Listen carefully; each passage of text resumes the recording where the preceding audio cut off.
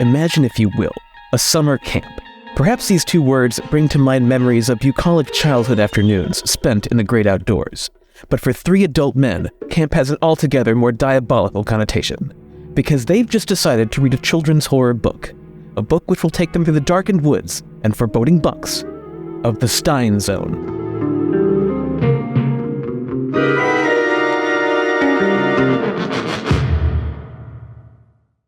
Are you fucking kidding me? That's all I had. Wait, Mario, you said that you didn't have a good Rod Serling impression. I don't have a good Rod Serling impression. That was fantastic. Are you fucking high? That was great. That was really good. I could hear the Twilight Zone music in the background. I'd call it passable.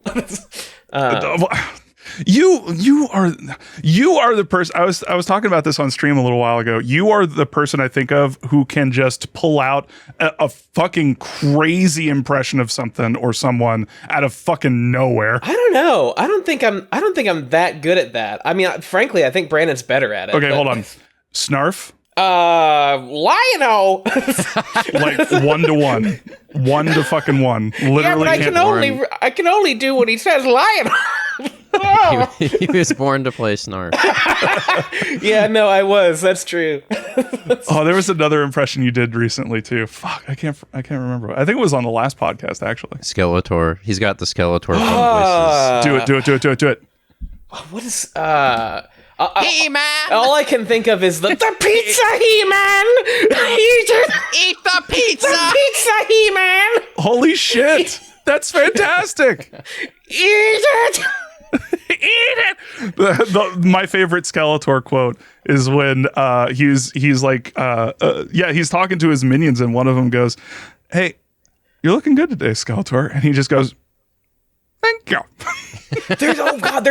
There's one where he is like so dismissive of something. God, what was it? It's like one of the funniest clips I've ever seen from a Saturday morning cartoon show, where like it's one of the most normal responses that a person could make to something done by Skeletor. Like it's so just man. The problem with Skeletor is that you've got to scream it.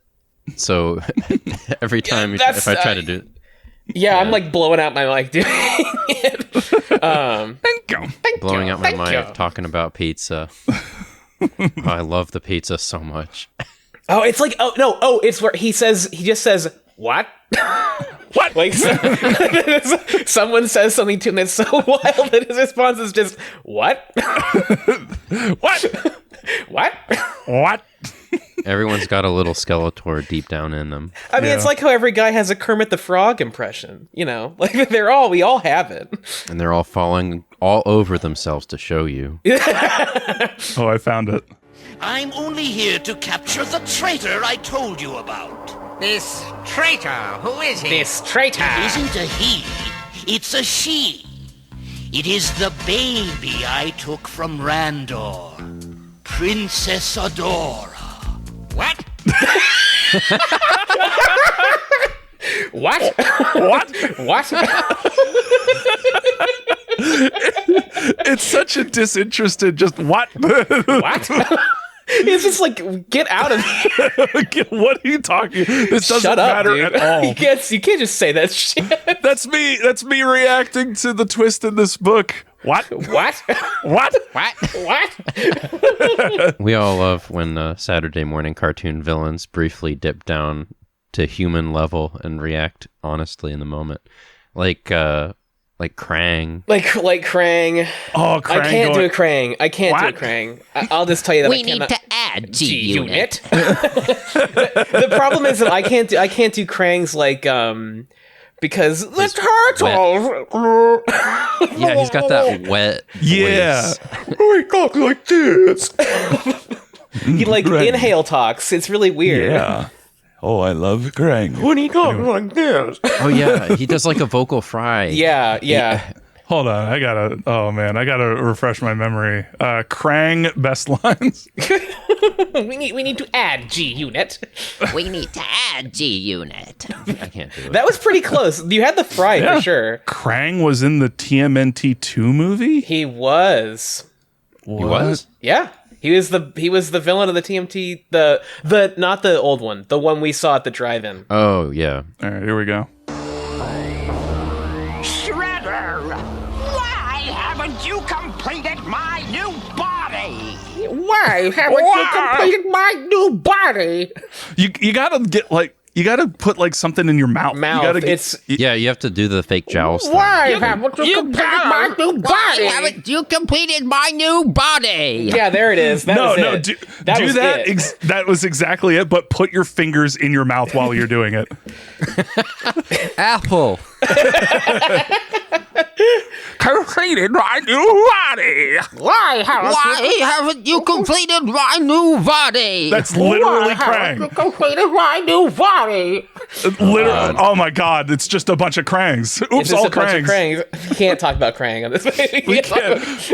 Oh, this. Oh, wait. I thought that. Oh, this is the Goosebumps podcast. This isn't the Krang appreciation. Hey, podcast. these are all on topic. These are all on topic for reasons we'll get into. I mean, to be Exactly. fair, if there is one place you could talk about Krang, it would be this podcast. you could talk about. Absolutely. Hey, everybody. Welcome to You Can't Scare Me. Today, I'm joined by, we got ourselves a Mario. Hey, it's me. It's Mario, the cool ghoul, who's everybody's pal. Certainly mine. And we've got a friend of Mario's, Brandon. What's up, Brandon? Hi. Not much. I'm just the person. I'm here. Just a person, and they're here. And we're going to talk about did you all do your homework? Did we all do our Goosebumps homework? I sure did. All right, submit your reports and I'll grade you appropriately. It's time to read Welcome to Camp Nightmare. Hooray! Yay! It's awful. Oh. Oh no. Oh. It is Spoilers. weird. I remember Aw. this. I remember this way more positively than I think I ultimately feel about it. Oh, But same. I actually conflated the ending of this book with another book because I liked that book better. But this book's twist is so, oh God, we'll get there. Anyway, hey, Mario. yeah. I heard you're a fan of history. Oh, Bob, you know I love history, but only when it concerns TV, movies, and video games. That's nothing else. I don't give a shit about the rest of it. Politics, fucking who needs it? Anyway, hey, remember last time when R.L. Stine released 2 books in 1 month? Yeah. Like a nightmare? Well, that didn't happen this time. He released 1. Also, the good news is I learned after this, Goosebumps releases are monthly. Oh God. Yeah. Yeah. That explains some shit. Yeah. Well, he was you know what? He was cranking them out is the thing. Again, we keep talking about it. Keep R.L. talking about Stine, known for cranking it. Always cranking it. That's what I'm always saying to R.L. Stine. You know, you're just constantly cranking it, dude. You seen that movie Crank? That's about R.L. Stine, actually. And we were just talking about Krang. Fuck. It's all coming together. Oh God, and you. Oh no, I'm not gonna make that joke. Hi. Okay. All right. History. Okay. Welcome to Camp Nightmare. Which, by the way, this is the second book in the Goosebumps series, and not that many books that begins with "Welcome to." Welcome. Right? Welcome to Dead House was the first book, right? And now we're back again with Welcome to Camp Nightmare. And I'm just wondering, does R.L. Stine do this again at any point? He's inviting you to his cool world. Welcome to Strange Boat. Yeah, it's just those 2 welcomes. Also, before we get there, I did want to point out I did a little stream of this book, which was very fun. But afterwards, I was alerted to the existence of something called Goosebumps Gold. Have you heard of this? What? No. Is it pay to read? Is it a cryptocurrency? No. I'm sorry. That's Goosebumps Plus. Goosebumps Plus, and then Goosebumps Coin, Goose Coin, Goose Coin, Bump Coin, Curly Coin, Goosebumps Curly Coin. Okay, from the wiki that is refusing to load for me right now. I want to make sure It's being very bad today. Yeah, I wonder why. It's almost like a bunch of people got let go. Oh yeah, this is on the bad site. Yeah, and suddenly everything's going to shit because they fired all the people who were doing the work anyway. Goosebumps Gold is a canceled book series that was intended to follow Goosebumps Series 2000 with a planned launch in October 2000. However, the series was canceled early in its production. In an interview, author R.L. Stine stated, Jovial Bob for ones who know, for real Goosebumps heads, stated that none of the Goosebumps Gold books were ever written. However, there were covers done. And guess what? One of the covers that was done for Goosebumps Gold. Happy Holidays from Dead House. Oh. What? The cover of it is so fucking good. It's to describe it, it's a door, it's a wooden door with a creepy orange fog rolling through, and the wreath is a skull. Oh, I'm looking at it right now. Oh, that was ass. That's Tim so Jacobus. It's a Jacobus Yeah, joint. it's Jacobus. Oh, Yeah, fuck, that's good. That's really good. Yeah, I know, and they've all the sketches are up on the page. It's so good. Oh my god. Oh my god. Can I just? There it is. I pasted it in the Discord. Oh my god. That kicks ass. Actually, It's so good. hey RL, Frolica Weihnachten. write this book, please, because it kicks ass. Actually, And we need some holiday fodder for we next need for this them. year. I love this font. It's so wait, the so Goosebumps 90s. Gold font. Oh, yeah, dude, Yeah. the graffiti font. The Goosebumps graffiti. What is? It doesn't make any fucking sense. Oh my god, it's what people thought LA looked like. Oh hell yeah. The font that says "I've never been to California." Anyway, you know what? That's history. But here's some other history coming right at you. God damn it! The history is coming at me. This book, Welcome to Camp Nightmare, was released in July of 1993. A great year. I would have been 4. What happened in the last book? The Girl Who Cried Monster was released in May. So what happened between May and July? Well, in the movie world, a little movie you may remember called Jurassic Park came out. Oh my god. I Yeah. remember seeing that in theater, and my mother, during a certain scene where someone gets eaten off of a toilet, Yep. leaned. That scene started to happen, and my mom goes, "Oh!" loudly in the middle of the theater and puts her hands over my eyes. Oh god. Last Action Hero came out. Never seen it. It's got Charles Dance in it. And Arnold Schwarzenegger, but you know. I was going to say there was a leading man for that, if I remember correctly. The Dennis the Menace movie. I remember that. Yeah. Such a menace. You know what? That little shit. That little fucker. Not on my watch, young man. Also, the movie Sleepless in Seattle. Now, I haven't seen that movie, but what's interesting about it is it's Tom Hanks and Meg Ryan, who were also in You've Got Mail. So I guess I don't know. People thought in the 90s that Meg Ryan and Tom Hanks really the perfect couple. Apparently. So keep that in mind. When you imagine the 90s, think, what is the platonic American ideal of a man and woman in love? Well, it's Tom Hanks and Meg Ryan. And Meg Ryan's pants. And Meg Ryan's pants, and You've Got Mail. You've got pants. In July. Well, guess what? Disney released Snow White.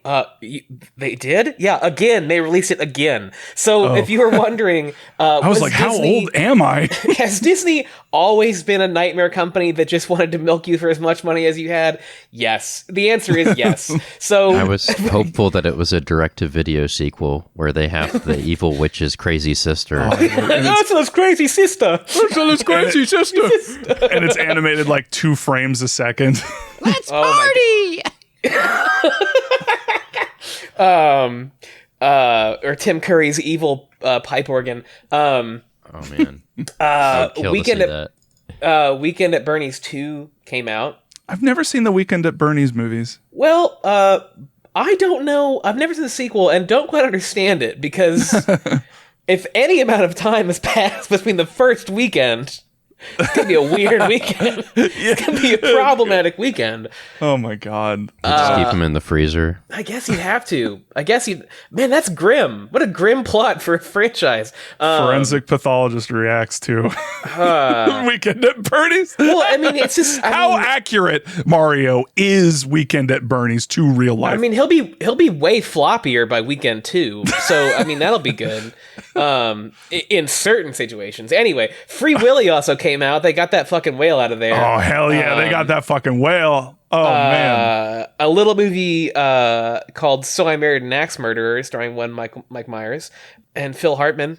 That's the one where Mike Myers perfected his Scottish accent before Austin Powers. Before Shrek. Also, it has my stepdad watched it religiously, and so I like ingrained in my memory is Mike Myers doing beat poetry, and there's a part where he goes, "Woman, whoa, man," and I have never forgotten that.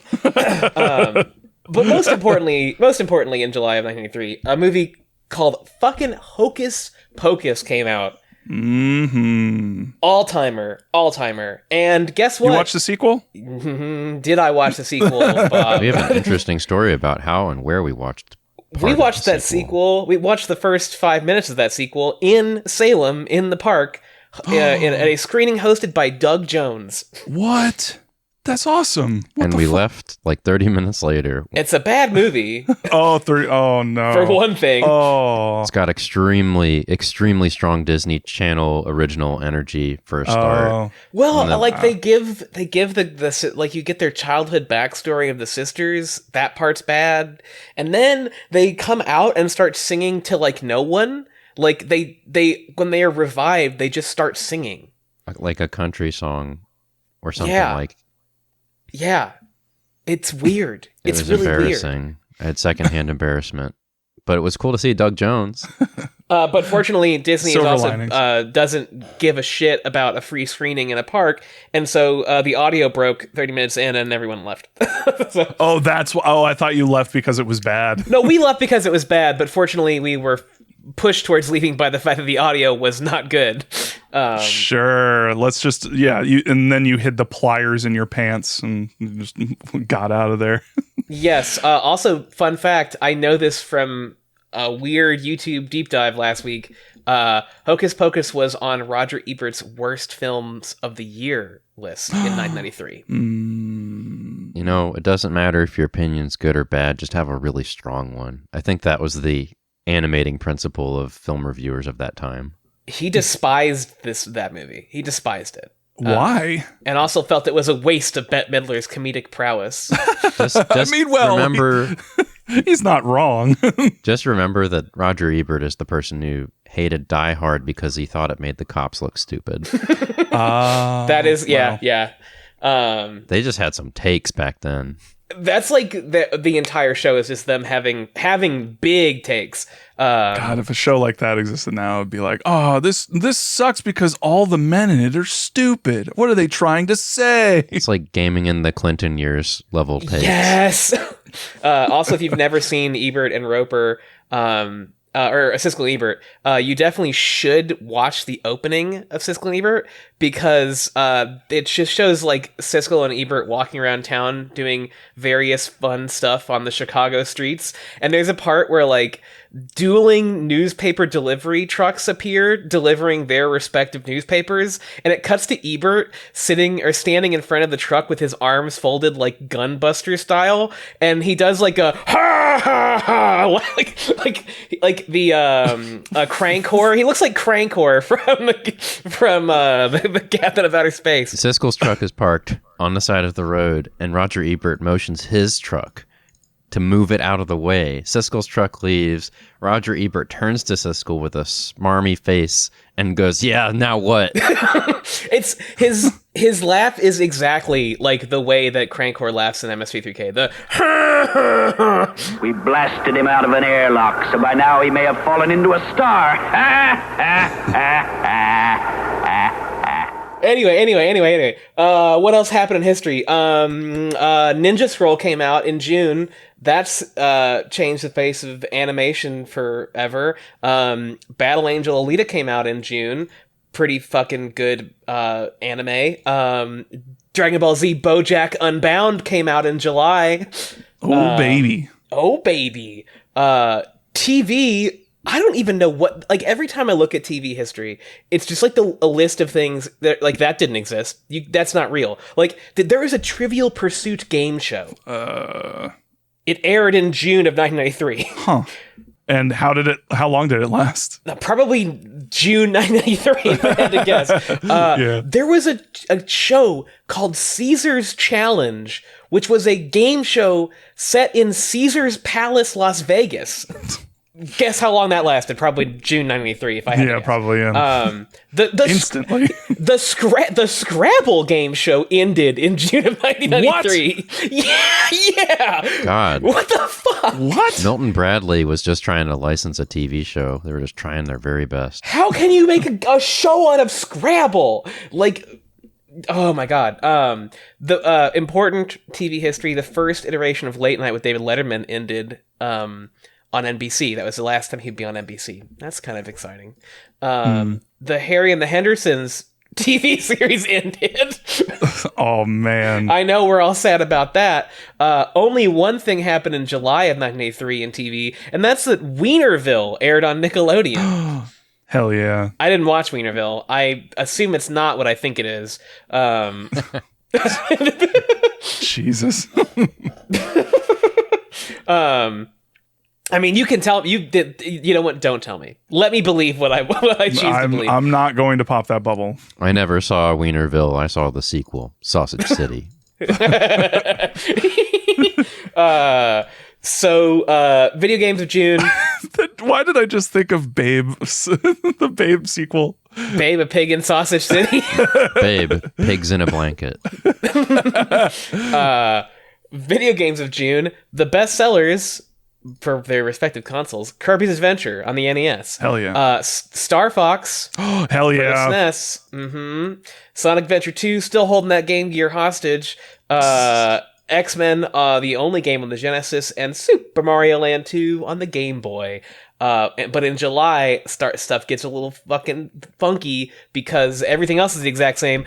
But Super Mario Kart came out on the SNES. Oh man, so many arguments with siblings. I mean, lives that ruined history. I mean, like people's lives were changed forever from the vitriol and bile they would spit in Super Mario Kart. People blame the internet for society like crumbling to hell.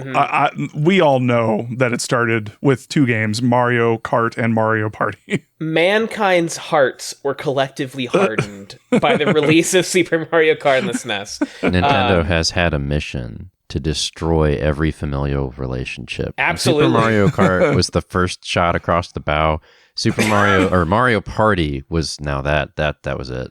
Mario Party was the ultimate art awaiting its ultimate practitioner in the sense that in the destroying families category. New releases in June.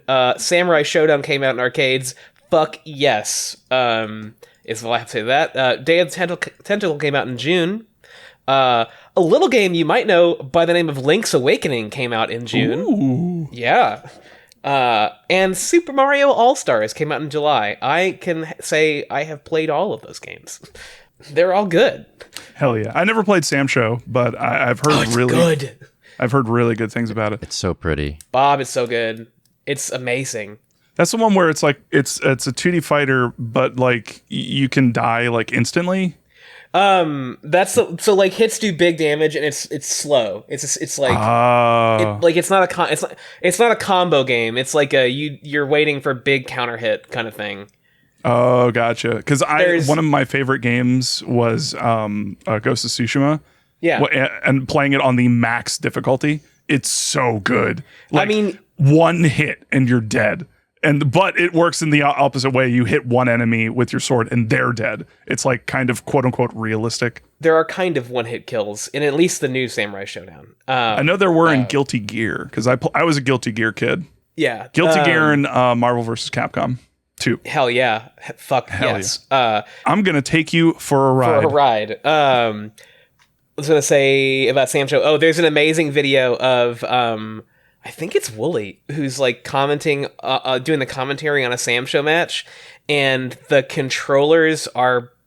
The game is like there is a glitch, and it's what happened. The controllers are unplugged or something, and so it's just the two people not moving, and they're like he and the other commentator are like, "No, this is Sam's show. You know, this is like they're really thinking about the next move. The amount of thought going into each one of these moves, and then like they pause and like we've been informed the controllers were unplugged." Oh, I need that clip. I need it's that clip extremely so bad. good. It's very funny. Oh my god. Anyway, that's all of history. There was nothing else. I assume nothing else happened. So Yeah, probably not. really not. And with that, hey, you know what we like to do on this podcast? We like to dump a bunch of visual information that no one can see. So let's go ahead and talk about Tim Jacobus's cover of Welcome to Camp Nightmare. Hey, Brandon, Yes. you've got a great voice. I'd love to hear it talk about some visual stuff that was on this cover. Oh, let's try our best. I pasted right. in the Discord chat in case you need to see it. Incredible. Oh, interesting. I have a slightly different cover. Do you have the classic cover, the new one? Hang on, I'll post it. Oh, tell me you don't have that garbage. No, it's just like it's horizontally reversed. Oh yeah, mine is that too. Oh, yeah, that's the other. Yeah. Why did they do that? I don't know. I don't know. There's Oh, and a they made couple. the sky way more red. Well, let's talk about it. Let's do Yeah. the first one first. Okay, so the first image we have, it's a kind of a purple border with an cyan accent. And in the middle, we've got a depiction of a red sky over a camp, scraggly trees bare in the background.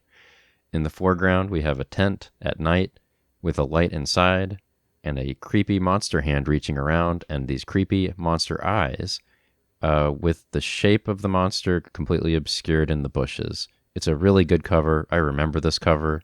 Yeah. Light falls on the grass in front of the tent. Yeah, it's amazing. And That was the most professional cover description we've had on this show. I was going to say that was extremely well done and super clinical too. Like no fluff. Like you were the antithesis to a jovial Bob. Angry Bob. But also during the stream, someone notified me that the monster. They said that the monster looks like Zorak from Space Ghost, and It actually, does. I kind of see it. The head Yeah. shape, yeah. Yeah.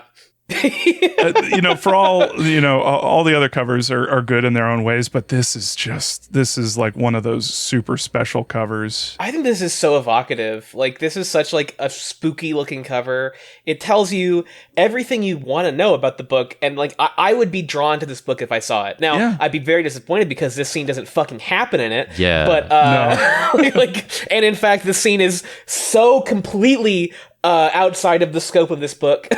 It's got an amazing mood. Like you've also got in the middle of the image, there's like the purple fog or the blue fog in the background, and like Yeah. they knew this cover ruled because I remember seeing posters of like Goosebumps in the Scholastic Book Fair, and this was one of the covers they always put up, even in the later days. If I was going to get one framed, I think I'd get this one.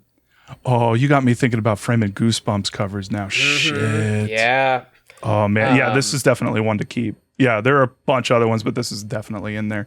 And then it's so good, it's so wonderful, and then the alt version of it just fucking ruins it. Yeah, what is happening with this alt one? Fucking Like, remake culture, like right here.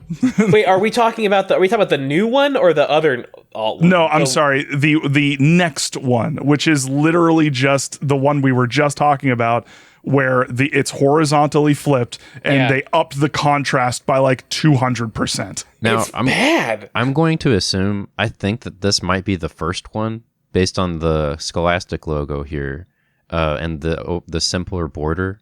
I'm not sure about that, but I think that the one we were just describing was a remake and a better remake overall. Although there's one thing I do like about this is that Saber's face doesn't have any shape, so he's just two eyes in the dark, which I've always loved that motif. I think that's maybe the reasoning for that, but at the same time, I think I'm going to get in front of Mario here and say that the first one we talked about is absolutely the first one, because that is the original style of the Goosebumps books. The simplified color scheme, the two-tone colors with that classic Goosebumps font. The second one is yeah. The second one is the re-release. Yeah. Oh, well, it's worse. that sucks. Well, they Yeah. fucked it up. They did a bad No, job. they absolutely just took it and said, "Oh, this is neat," and then crushed it in their fucking hands. What the? Okay, so this was reprinted. Well, that's interesting. The one you're looking at. So there is a reprint, and this is the one you're looking at, but the tone is wrong. I wonder if that might just be the copy that we're reading, because this is the reprint from 2003. Yeah, I wonder if something's going on here. Maybe it's a fucked up scan. Actually. Now they did. It might be a fucked up scan. Now they did alter the tone of it, because Saber Saber is differently colored a little bit.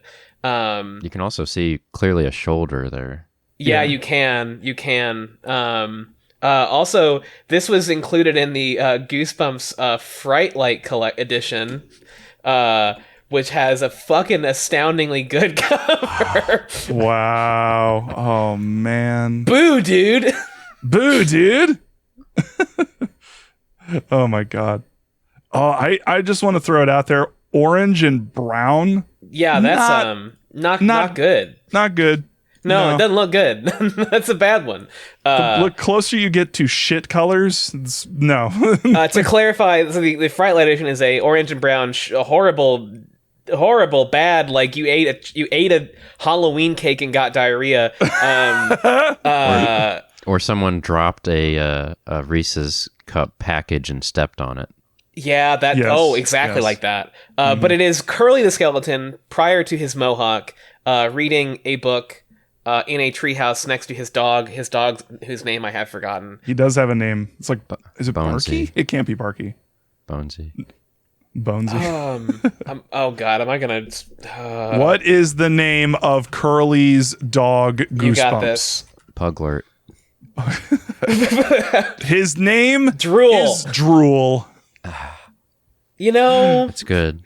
I can't say that's bad. I'm gonna hand it to RL on that one. It's fine. That's pretty. The decent. dog is cute, and Curly is very excited to be reading this. So that's all nice. I like any art that features Curly because I like skeletons. But anyway, let's look at the newest version of this cover from the Goosebumps Classic Edition and feel depression. Yeah. God. So it's like the exact same theme where the monster is reaching around a now modern tent, except that the color, like there's no nuance to the color at all because the woods are just all green and the monster looks like the most generic fucking Monsters Inc. shit you've ever seen in your life. He looks like the monster on the cover of Where the Wild Things Are. I was literally Yes, he I couldn't does. remember the name of Where the Wild Things Are, and I was just typing into Google, what is the name of the monster book for children? Yeah, no, you're absolutely right. Yes. And we can't overlook this. We got a classic cum font. Like, Oh, that's cum. that's cum right there. That's just lumpy cum. That's some fucking cum. Like Jesus Christ. Like I thought Indonesia was the only one that kept putting that out. I guess we know why Curly was so happy on the previous Jesus Christ. Jesus Christ. Gang, that released in what year? 2010. Come on, guys. You can't be doing that. No, that's the problem, Mario. This is like Welcome to Camp Nightmare. we'll come to Camp Nightmare anyway. Here's that good old UK cover. Oh my god. What is with the UK and pink slime? What is with Pink slime. I don't know. Every UK cover has this weird pink slime border that occupies 2/3 of the fucking cover. Bizarre. So this cover depicts two drowning children who have these faces. Their heads are poking out of the waves, but rather than looking afraid, they look like they have these bucolic, happy expressions on their face, like "Yay, we're drowning!" First of all, okay, well, one of them's Colin. Yeah, the one on the right is Colin. Yes. And how can you tell? How can you tell that was Colin? Because we'll get there. But anyway, one's Colin, and he isn't even on the whitewater rafting trip in this book. So, like, what the fuck are we doing here, guys? Like, oh my god, it makes no sense. let's please observe the first French cover. which is, I think, incredible. Not in a good way, but in a very funny way. Oh no! What? That gives away the fucking twist. Welcome to the Camping of Fear. This is the title of this book. A bunch of... It's on Mars. Very clearly this is on an alien world. What the fuck? I can't believe that. Such a bad idea. I mean, one, this image reveals that this is taking place in an alien world. Sorry, spoilers for the listener at home. But two, it is a child with the most triangular hair that I have ever seen. And he is doing the, like, Home Alone, like, hands-on-face scream while being observed by silhouetted figures. And it's incredible. He's got guile hair. He's got guile hair, yes. Oh my god. Anyway, here's the other version of the French cover. I guess when they corrected, someone told them, you can't reveal the twist on the cover, you dipshit. This is a lot better. Yeah. It's better. Yeah. This one's incredible. This is the last one. I think that there is no Japanese one, so we don't have to worry about one being extremely good. Also, our boy Saber here looking like Chernabog. Yeah, Saber is Chernabog from from Disney. From Fantasia, from Kingdom Hearts. So buff. He looks like a oh my god, who's the artist who did the like John Carpenter stuff? Frazetta. Frank Frazetta. He looks like a Frank Frazetta monster, like really muscular and like taut. He's taut. Final cover, here we go. I think you'll love this one because I think it really captures a lot of what happens in the book. If the book were written by someone else. What the fuck? What is that? There's a giant fly on the tent. Yeah, this is the German one, and the monster on the cover is it's a kid looking at a giant fly on his friend's tent. Just a giant fly.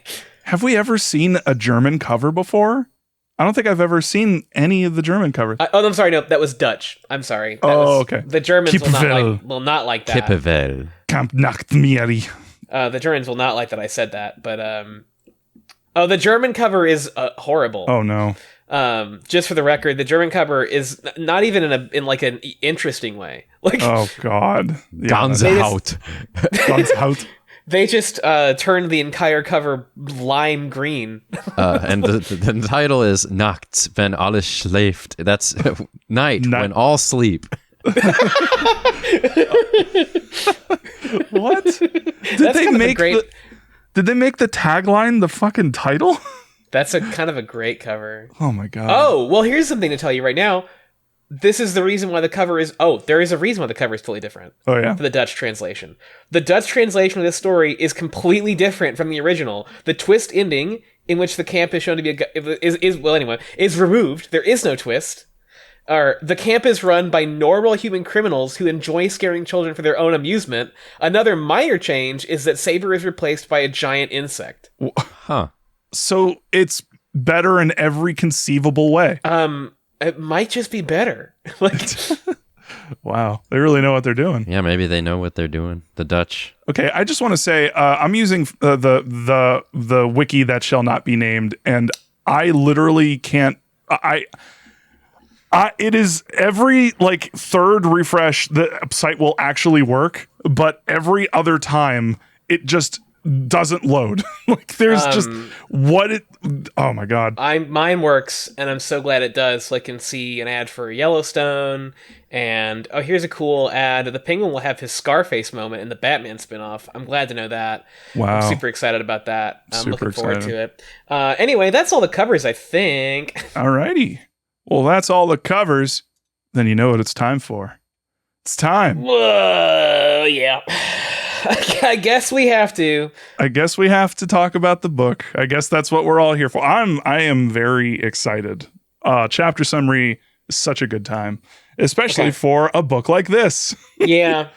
All right, Mario, did you have the first? I had the first 8. I had a big old batch of them. Hell yeah. And also, I'd argue, maybe the worst of them. Boy. All right, here we go. Chapter 1 of this very good book that we all loved. All right. The Bible? Yep.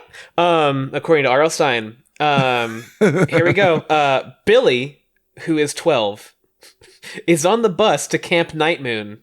Camp Night Moon. Fuck. Camp Night Moon.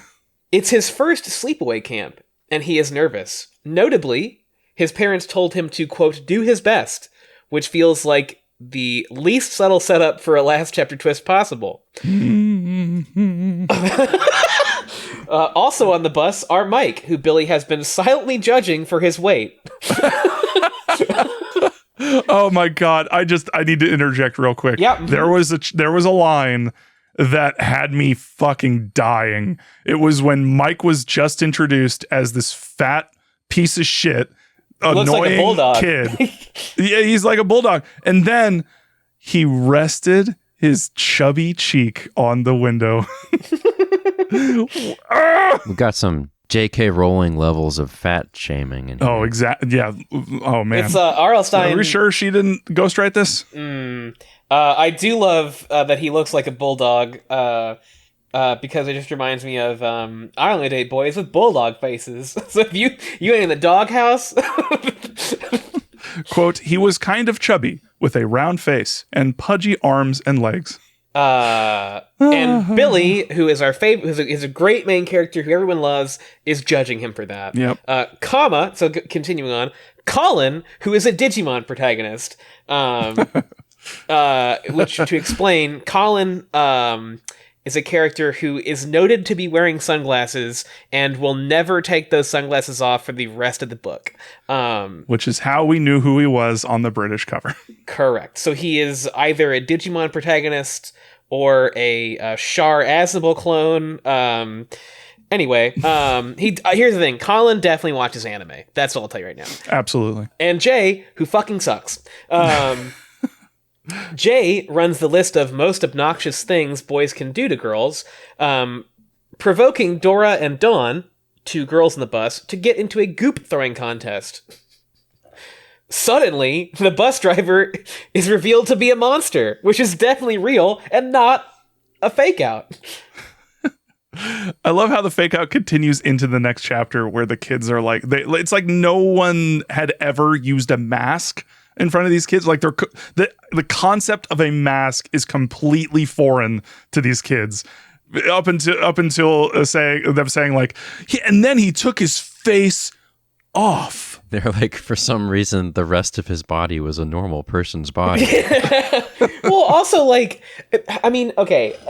Now, Brandon, when you were reading this, you commented on the fake out twists, and so this was your first like adult exposure to the R.L. Stine style of writing. But I gotta tell you, this is like among his most blatant.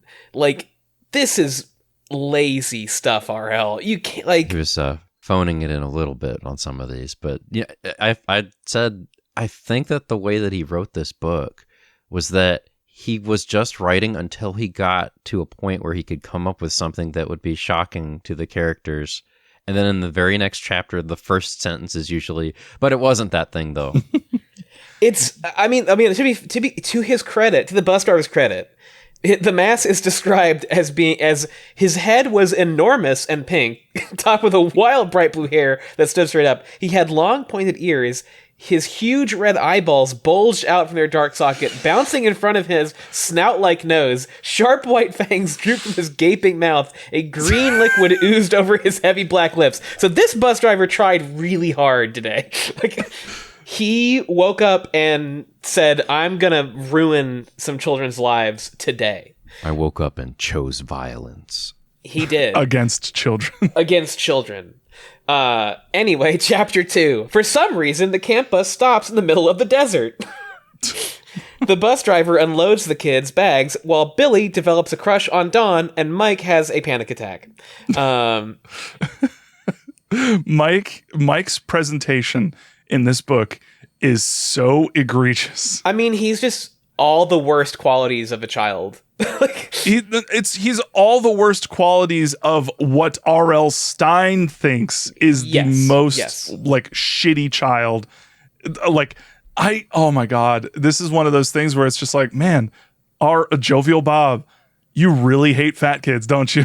You really, really hate fat kids. I feel like that was a thing in the 90s. Like, and I felt that like with the Harry Potter books as well. Like at the time I was like, this is normal for people to punch down on fat people because they just didn't understand that it wasn't okay yet. It was culturally still okay to beat up on fat people for no reason and just be very, very mean. Yeah, there was this thing, and there still is. I'm not going to pretend like it's not still a thing, but like that when you're larger, that's somehow like kind of a moral failing. Mm-hmm. Yeah, it's like I never, whatever. It's so fucking stupid. Yeah, it's like because Mike is apparently slightly chubby, which like.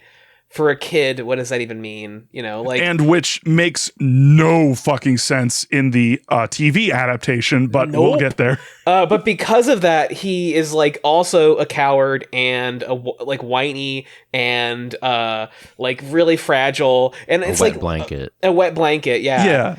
And that will become more and more fucking ridiculous as this goes on. It's like this is the kid who's fat and he sucks. And it has that I think the portrayal of fat people and the shaming of it comes from like this weird, like extremely bullying attitude that they think by bullying fat people, they're like, well, it's for your own good because you shouldn't be. It's not healthy. But that's not what's animating it. It's like it's just bias and malice and hatred of fat people because they don't want to fuck fat people, and so they want them to know that they suck. It's not helping them. Right. And it never has. It's kind of looped back around where they're trying to justify it by being like, yeah, no, I'm helping you. I'm trying to push you into the fucking, into doing a diet, you fat fuck. I'm trying to get you to eat less, you fat piece of shit. Meanwhile, not realizing all of these malicious things that they're feeling about people. And like, oh my God, why can't we just be cool? Why can't it's also, it so doesn't matter here. Like it so doesn't matter in this book, right? Like no, it doesn't. It's so it has so no impact at all on any event in this story. So like, why do it? I don't know. Anyway, Billy and Dory discuss where they are from, listing several of the most young adult sci-fi series names ever. This is incredible. This is the first, if you didn't know the twist of this book, the first hint that this book may not be entirely set in our world, because he says, Dory, a girl who is friends with Dawn on the bus, says, "Are you from Center City?" And he says, "No, I'm from Midlands. It's north of Center City, near Outreach Bay." Like, oh, okay. And then we went to join the Hunger Games later. When we were reading this, I was trying to figure out where they're supposed to be camping, because they talk about grizzly bears. They start in a desert. They go to a place full of pine trees, and I didn't know the twist at the end of this book. And so I was trying to figure out where it was. It doesn't matter, is the twist. Yes. None of that mattered. That is the thing that just absolutely bowls me over about this, is that nothing mattered. The twist is somehow worse than it was all a dream. Yeah. It's a cool way to write yourself out of a lot of plot problems. Oh, buddy, yeah. Anyway, it turns out Night Moon is a mixed gender camp. Anyway, the bus driver leaves, nearly running over Billy and stranding the kids in the desert on some, as some definitely real animals close in. Did you read the description where they're like rolling around? It's like a bunch of Sonic the Hedgehogs are coming after them. Yeah. Well, this is the thing too, because it's like they're describing these creatures and it's like, what am I supposed to think these are? What is this like? I assume they gave me Critter vibes. Absolutely. Big Critters energy. Mm-hmm. I also like that they're on a platform in the desert. Like there's some kind of bus stop stage in the middle of fucking nowhere. And I love the description of like, why did he leave us here? What's going on? Which, like, I get it, but at the same time, this is just another one of those things where these kids apparently have no idea what the fuck a bus stop is. Yeah, like, why do you leave us here? There's a bus stop for one thing. Like, I don't know. Next chapter. The children are set upon by strange wolf cat creatures that also walk on their hind legs. Someone suggests that these are prairie wolves, which sounds made up. Everyone collectively loses their shit, especially Mike, who may literally have a seizure. The monsters mount the platform the kids are on, and Billy falls off and cracks his head. All very exciting, but of course, this definitely is not real. This is the thing that happens, R.L. Stine, when you begin your first chapter with an extremely obvious fake out. It's that you can't then have a scene where you pretend as though there's an immense amount of tension as monsters are approaching the kids, because I, the reader, now know that you're a bullshit man. Oh, God. It's like the Goosebumps are made specifically to acclimate kids to the idea of a jump scare, or like the idea of a cliffhanger.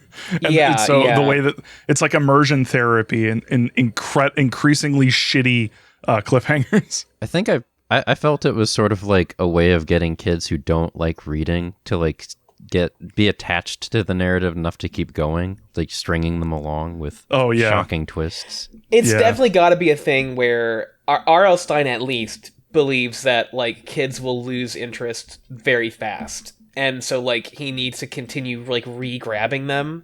Right. Like that's what it feels like. I mean, in fairness, that while I say these things, I actually don't know what these things are. I don't think it's ever revealed what the fuck they are. So they may actually be real monster creatures, to be honest. They seemed like it. Yeah, they're described as like real creatures, and like, there's never any explanation of them later on. So I think they are just monsters. Yeah, I mean, given that this is an alien world, they may be alien creatures that I can't identify, and that's on purpose. And the kids may have been in actual danger. I don't know. None of the kids were like freaked out by them. Like there's no continued like chapters where they're like, what the fuck were those things? They must have been pretty common for the kids to not be like truly phased. They certainly never bring them up again. They are not mentioned ever again by anyone. Anyway, chapter 4. Suddenly, a man with a rifle appears, scaring away the mysterious animals. It's Uncle Al of Camp Night Moon. And would you believe it? He's fat. Oh my God. The most unforgivable crime. I mean, they definitely describe his big belly for sure. Every fucking character who like isn't meant to be likable is fat. Yeah, here it is. He was wearing white shorts and a bright green camp t-shirt that stretched over his big belly. So right off the bat, first thing we see is that he is overweight. That's great. I was so hoping that this was like actually going to go somewhere, that it was a setup, like maybe they were eating the campers and it was a wonderful sausage situation. That would have been nice. That would have been fun. I mean, it would have been... There's several descriptions of camp counselors squeezing the shoulders of children to check for how much like meat they had on them and their cook time estimate, you know. And one says, "You look delicious." Yeah. One was licking his lips. But... You might say we ate, we killed Gunter and are eating him right now. Next chapter. Just kidding. The kids all board the new bus that appears, and it's not weird at all that Uncle Al says literally nothing about the near-death experience the kids just had. Billy also just forgets that he almost died, becoming more concerned with all the fun he can have at camp. This is a running theme. Yes. The kids arrive at camp, which is curiously 5 minutes from where they had stopped. Don't worry about it. Look, we got a monster problem. We gotta put the kids somewhere. The romantic tension between Billy and Don continues. The campers are assigned to their bunks. Billy is put in bunk 4, which curiously contains all of the characters who have been named thus far. Jay suggests they will party all night when Larry enters, their camp counselor. Based on one interaction, I assume he sucks. Cliffhanger. Well, wait. How would you know that? Is he described as fat? No, he's not fat. Then he's probably fine. He's probably well. So here's the thing. I think I was conflating the book Larry with the TV show Larry. Because I don't think book Larry is that bad. I mean, like book Larry is just like not helpful, but not antagonistic. very different. And Book Larry is aloof. Yeah, he's Teflon Larry. He absolutely deflects everything around him. We'll get to it later, but the TV show Larry is much more amped up.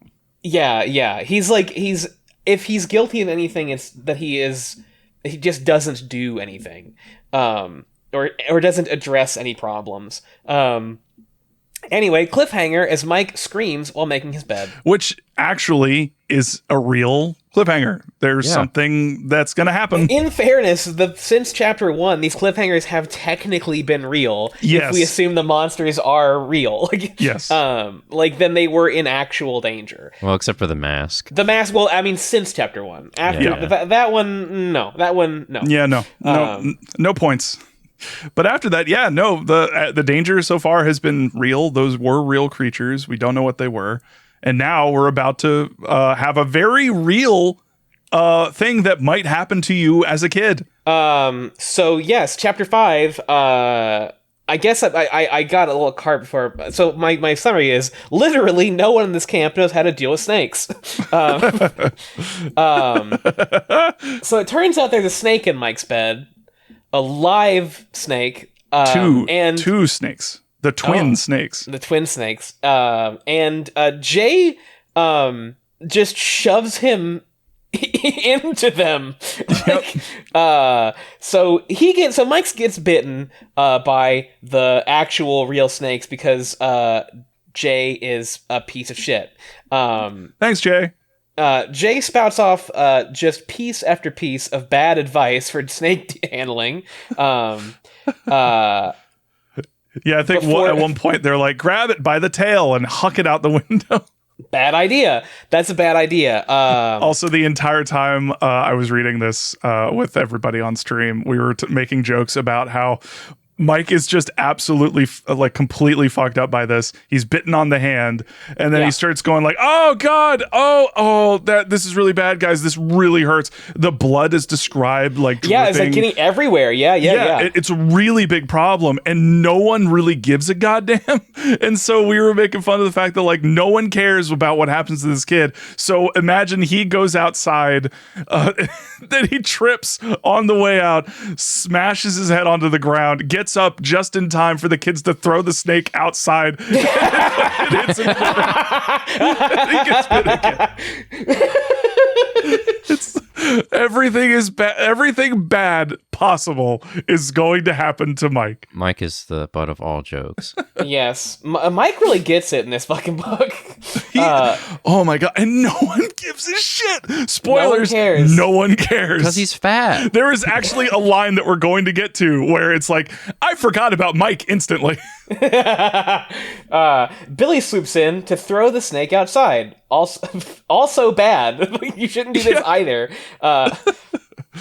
Mike goes to the nurse for his snake bite, which is described as bleeding everywhere. Yes, they also say that it's dripping with venom. There's another thing that'll come up later, but yeah. But Larry arrives and reveals there's no nurse. Also, when Larry arrives, he asks where Mike is by saying, "Where's the fourth guy, the chubby one?" God Why don't you damn it, Larry? Just say, "Where's Mike, you piece of shit?" We can't leave this kid alone. God. Oh my God. Also, when they ask about the nurse, Larry tosses his head back and laughs very hard at the thought that a camp might have a nurse because now I don't know for sure, but Brandon, as someone who is a legal eagle, would you say that the camp here is facing serious risk of lawsuit?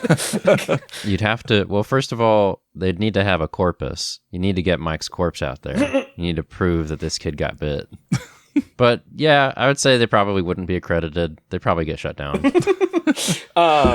2 words: criminal negligence. Yes. That goes on with the description of the blood too, because in the next chapter he holds out his hand to Larry and it's stained with blood. Yeah, and he describes it dripping on the ground. Also, the thing that I was talking about earlier about the venom is there's a line where they describe they wrapped up the snakes in the blankets. Yeah, and then there is a line, I forget who says it exactly, but they're like, "Oh, it's soaked with venom." Like, what?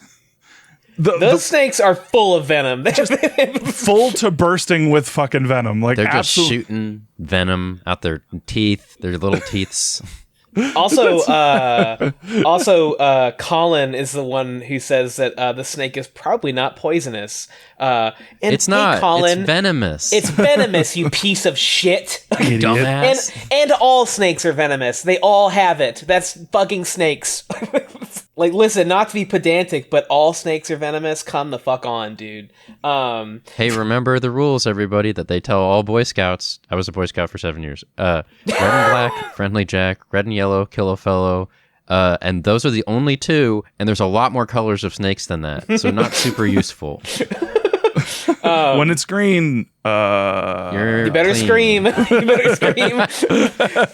We had copperheads. Copperheads were the ones we had to worry about, and those were tan and tan. Tan and tan. Friendly Dan. Tan and tan. Let it stand. we had water moccasins. And I think they're just black. So if it's swimming, it'll kill your linen or something. I only went to camp. Here's a question. Yes. How often did we all go to camp?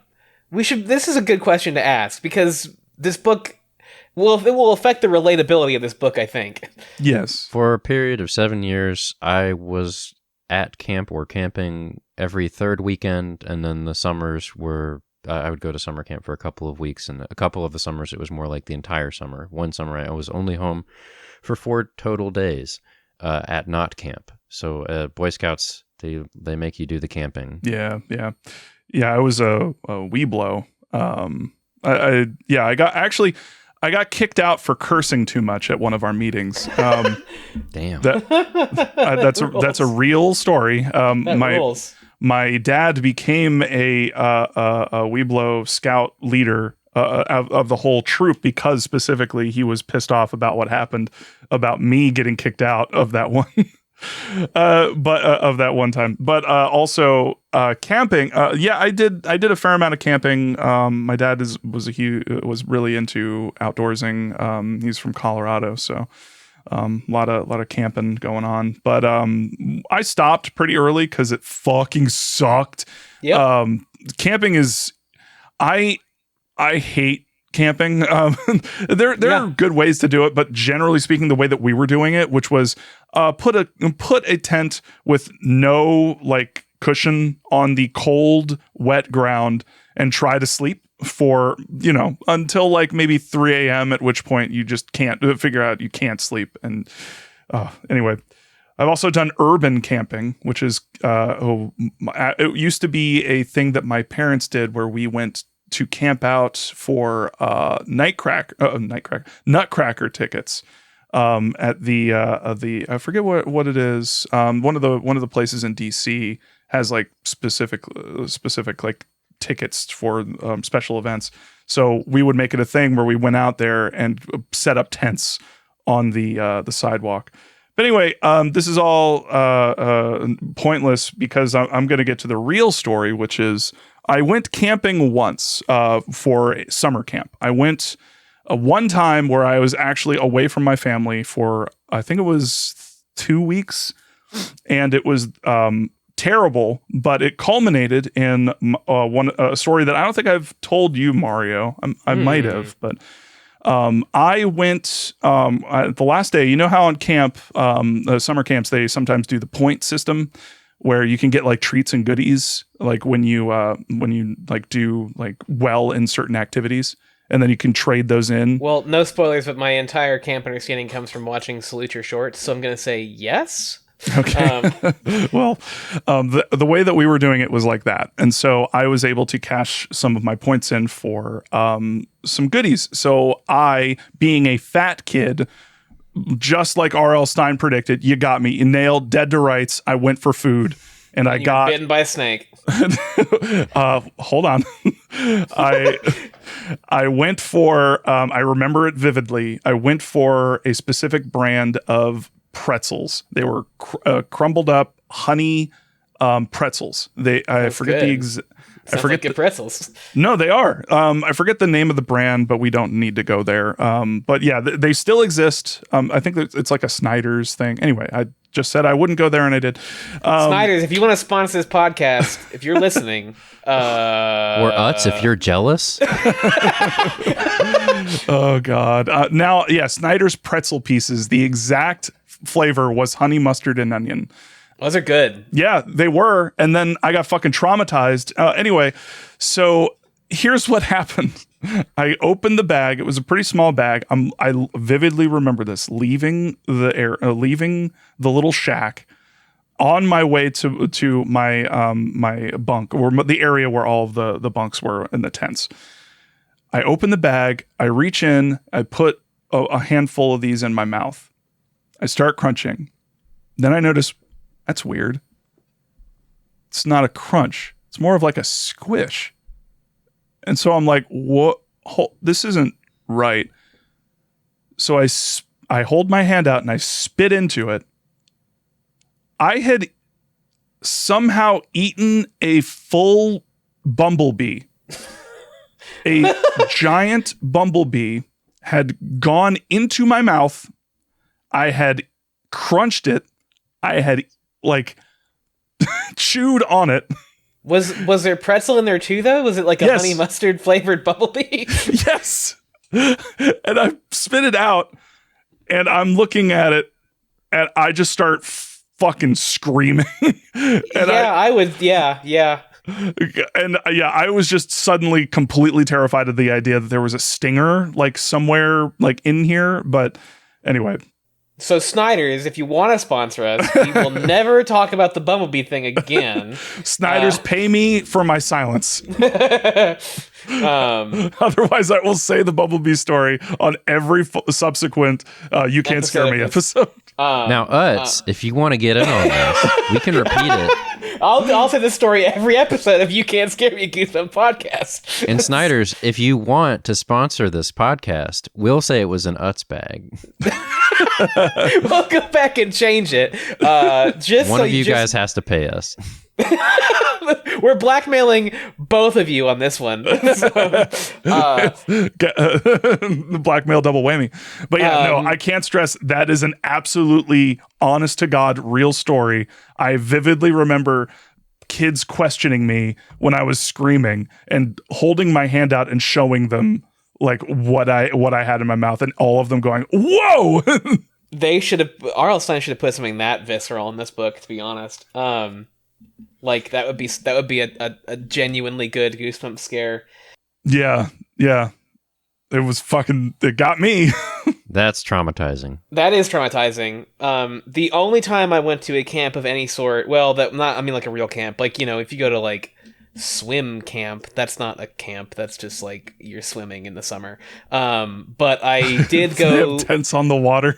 I did go to someone else's like day camp, and I did some crafts for about 5 seconds, and the entire time I thought, I just bought a big tabletop role-playing book that listed all the villains they made up for this superhero RPG. I want to go read that. And that's all I wanted to do the entire time. And after an hour, I left and did that. So that sums up my entire life in so many ways. I also to touch a little bit on Bob's earlier recollection. You can go ahead. No, go ahead. The misery of camping. So I spent a huge amount of my life out of doors and camping. And I think that it's that big parts of the experience are completely and thoroughly miserable, but like the quality of your enjoyment or your being able to enjoy it changes drastically at different times of day. So the night is terrible. It's cold. It's wet. It's miserable. If it rains and you didn't put up your rain tarp correctly, you're swimming.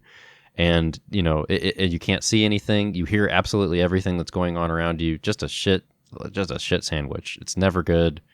Even on the best it can get is miserable. And it goes way downhill from there when it's very cold or it's raining or whatever. Mm-hmm. During the day can be okay. But, you know, you always know that you're coming back to going to sleep in the outdoors, and it's going to be shit. And this is true whether you're setting up like backpacking style tents, like you're just setting up camp in the wilderness, or if you're going to a summer camp where they have like a permanent canvas tent situation.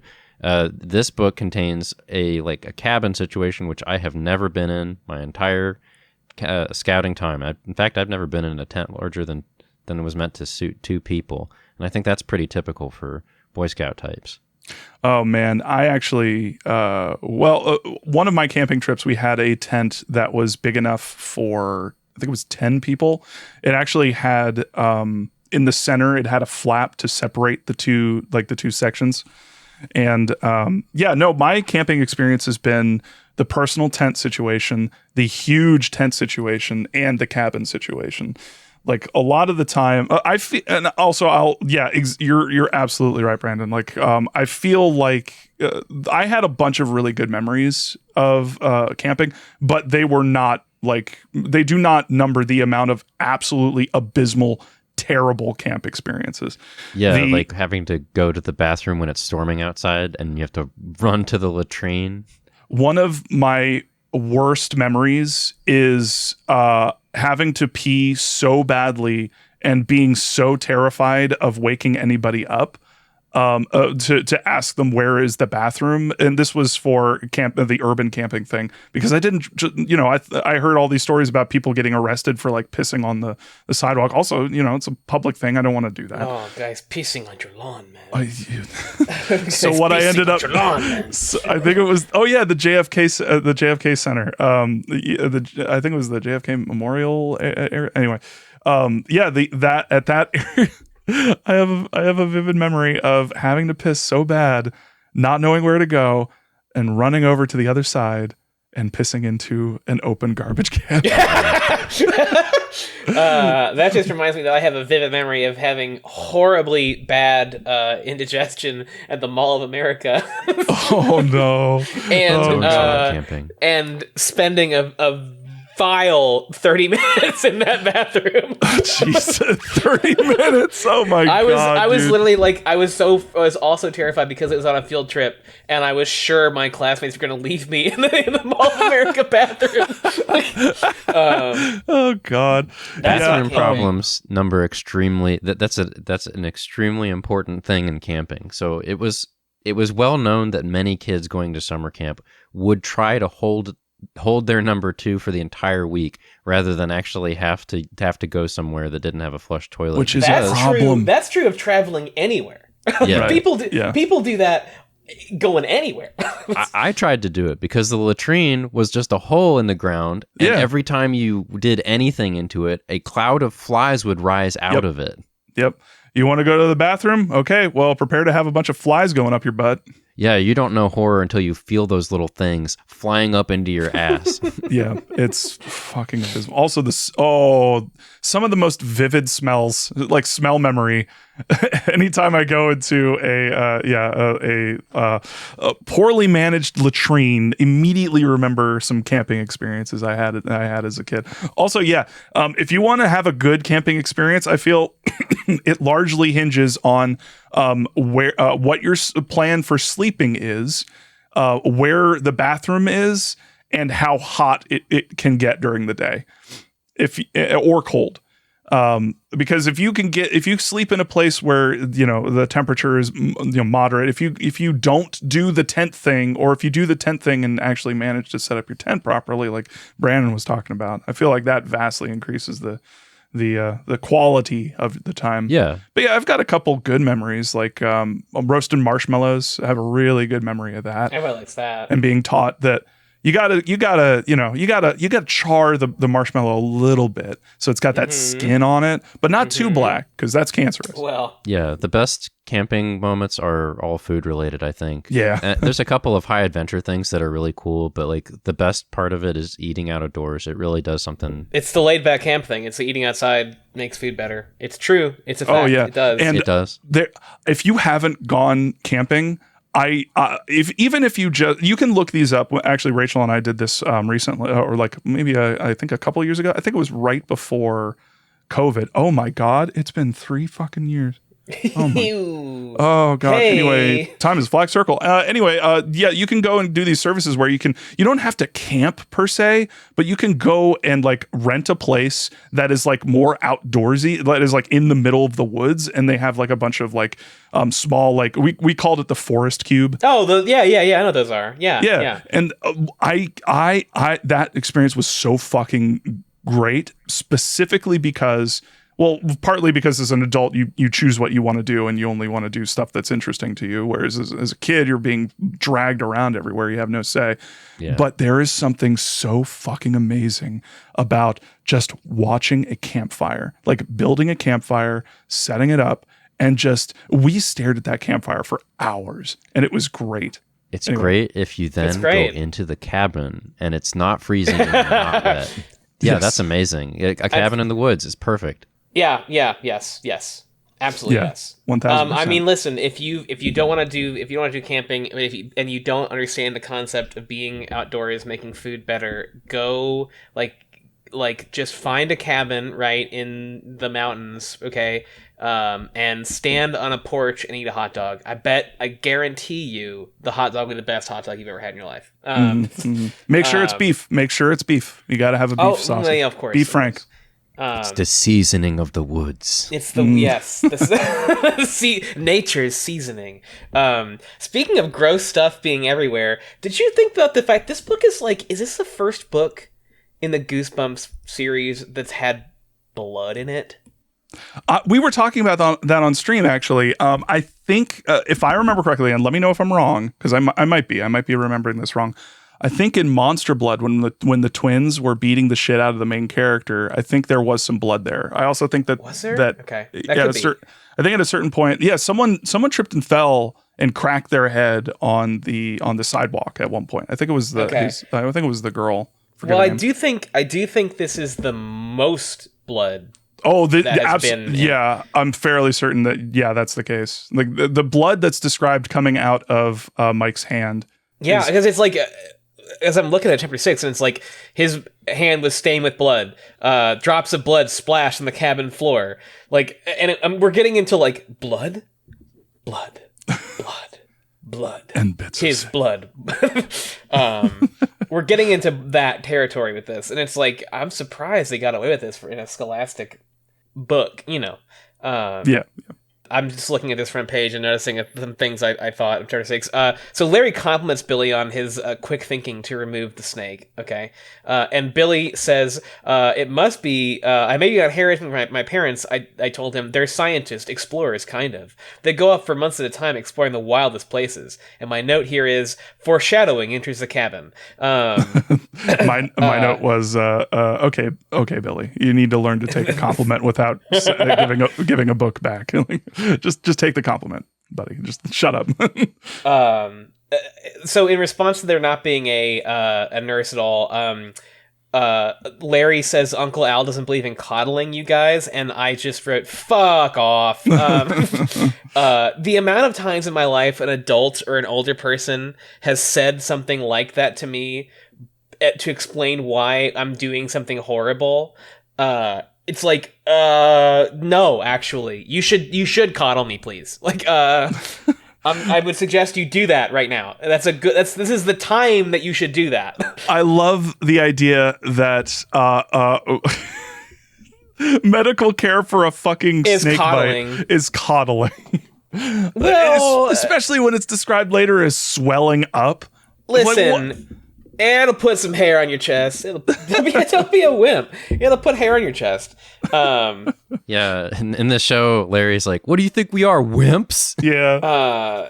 In my suggestion that we become an alpha male podcast, we call it the Camp Nightmare podcast, and we begin talking about getting medical care is a beta activity.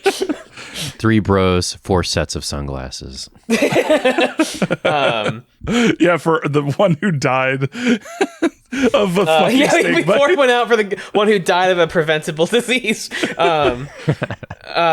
See, this is how you get rid of the alpha male problem. They'll all just die on their own if you start to say that like getting medical care of any kind is like a beta. They'll all die on their own if you get rid of the hungry man section of the grocery store. The Sigma grind set is actually is grinding up plants and creating your own medicine. The more poisonous, the better, actually. Just makes you stronger if it doesn't kill you. Exactly. If it kills you, you didn't deserve to live. Exactly. I think that's true. And that has always has been true. That would be funny if people didn't actually thinking about that with the COVID shit.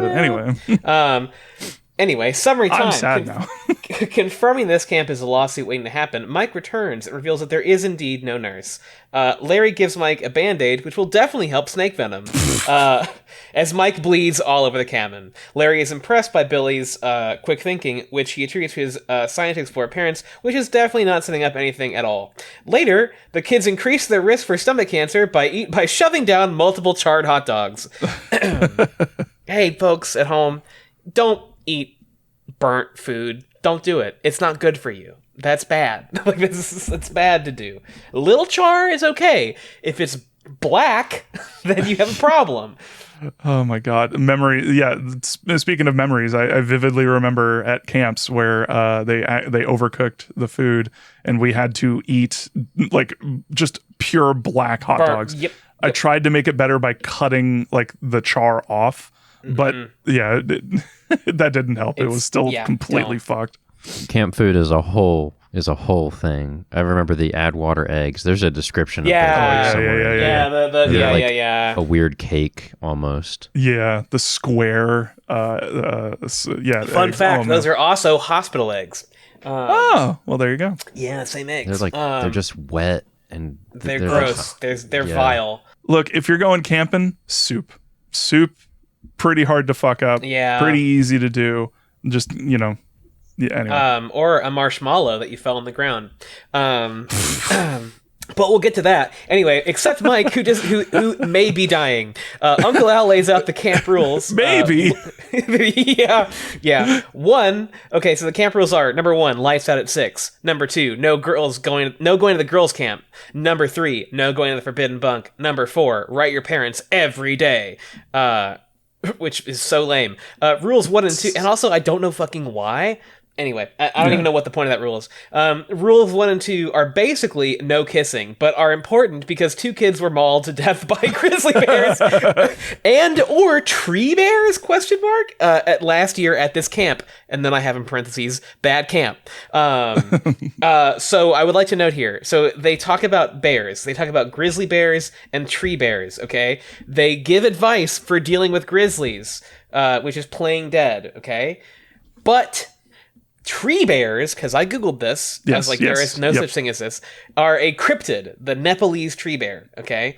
The Nepalese tree bear is black. If it is a black bear, you cannot play dead around that bear. That does not work. That's the wrong kind of bear. So that's bad advice, guys. That's bad advice, RL. Well, again, these aren't... We're going to get to it, but I was trying to figure out, again, where we were, because grizzly bears, their range in America is extremely limited. It's just like the top northwest, just a couple of states. Most of America has black bears, and black bears are the sorts of things where they generally avoid you. You're supposed to be making noise all the time, and then if you see them, you have to get away from them, back away from them, not run. Grizzlies are a little different. They depict in the book at some point you're supposed to lay on your stomach and cover your neck with your hands, and they don't mention this, but you're also supposed to spread your legs out so it can't flip you over and eat your guts. But again, this ultimately doesn't matter because, well, we'll get to it. Which bear are you supposed to appear larger for? Black bears. Black bears. Black bears. Yeah, you want to be big and make noise and stretch your arms out because they're stupid and they'll think you're bigger. And just in case anyone encounters this, I did also hear a very fucked up story of a researcher, a woman who was out in the woods, researching, doing her thing, and she did everything right. She tried to appear big. She tried to yell, but I think it was a black bear, but it still kept coming. And then she played dead, still didn't work. And the reason, cubs. If a bear's cubs are around, all rules are out the window. You need to get the fuck out of there. And also sometimes they're crazy with hunger and they'll do all kinds of shit. Also, sometimes like they won't hibernate and they go crazy that way. Yeah. But listen. Golden Kamui. This book is not. But if you want to learn about bears, you can read Golden Kamui. Or Grizzly Man. Well, one of them is more fun. One of them is harrowing. Well, Golden Kamui is also. I mean, bears rip off people's faces a lot in that one. Oh well, there you go. All right.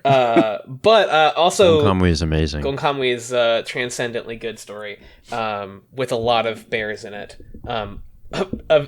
Of many variety, both literal bears and the man kind. I was gonna ask. There's what if we've been talking about like human bears this entire time? We have not, but Golden Kamui certainly is.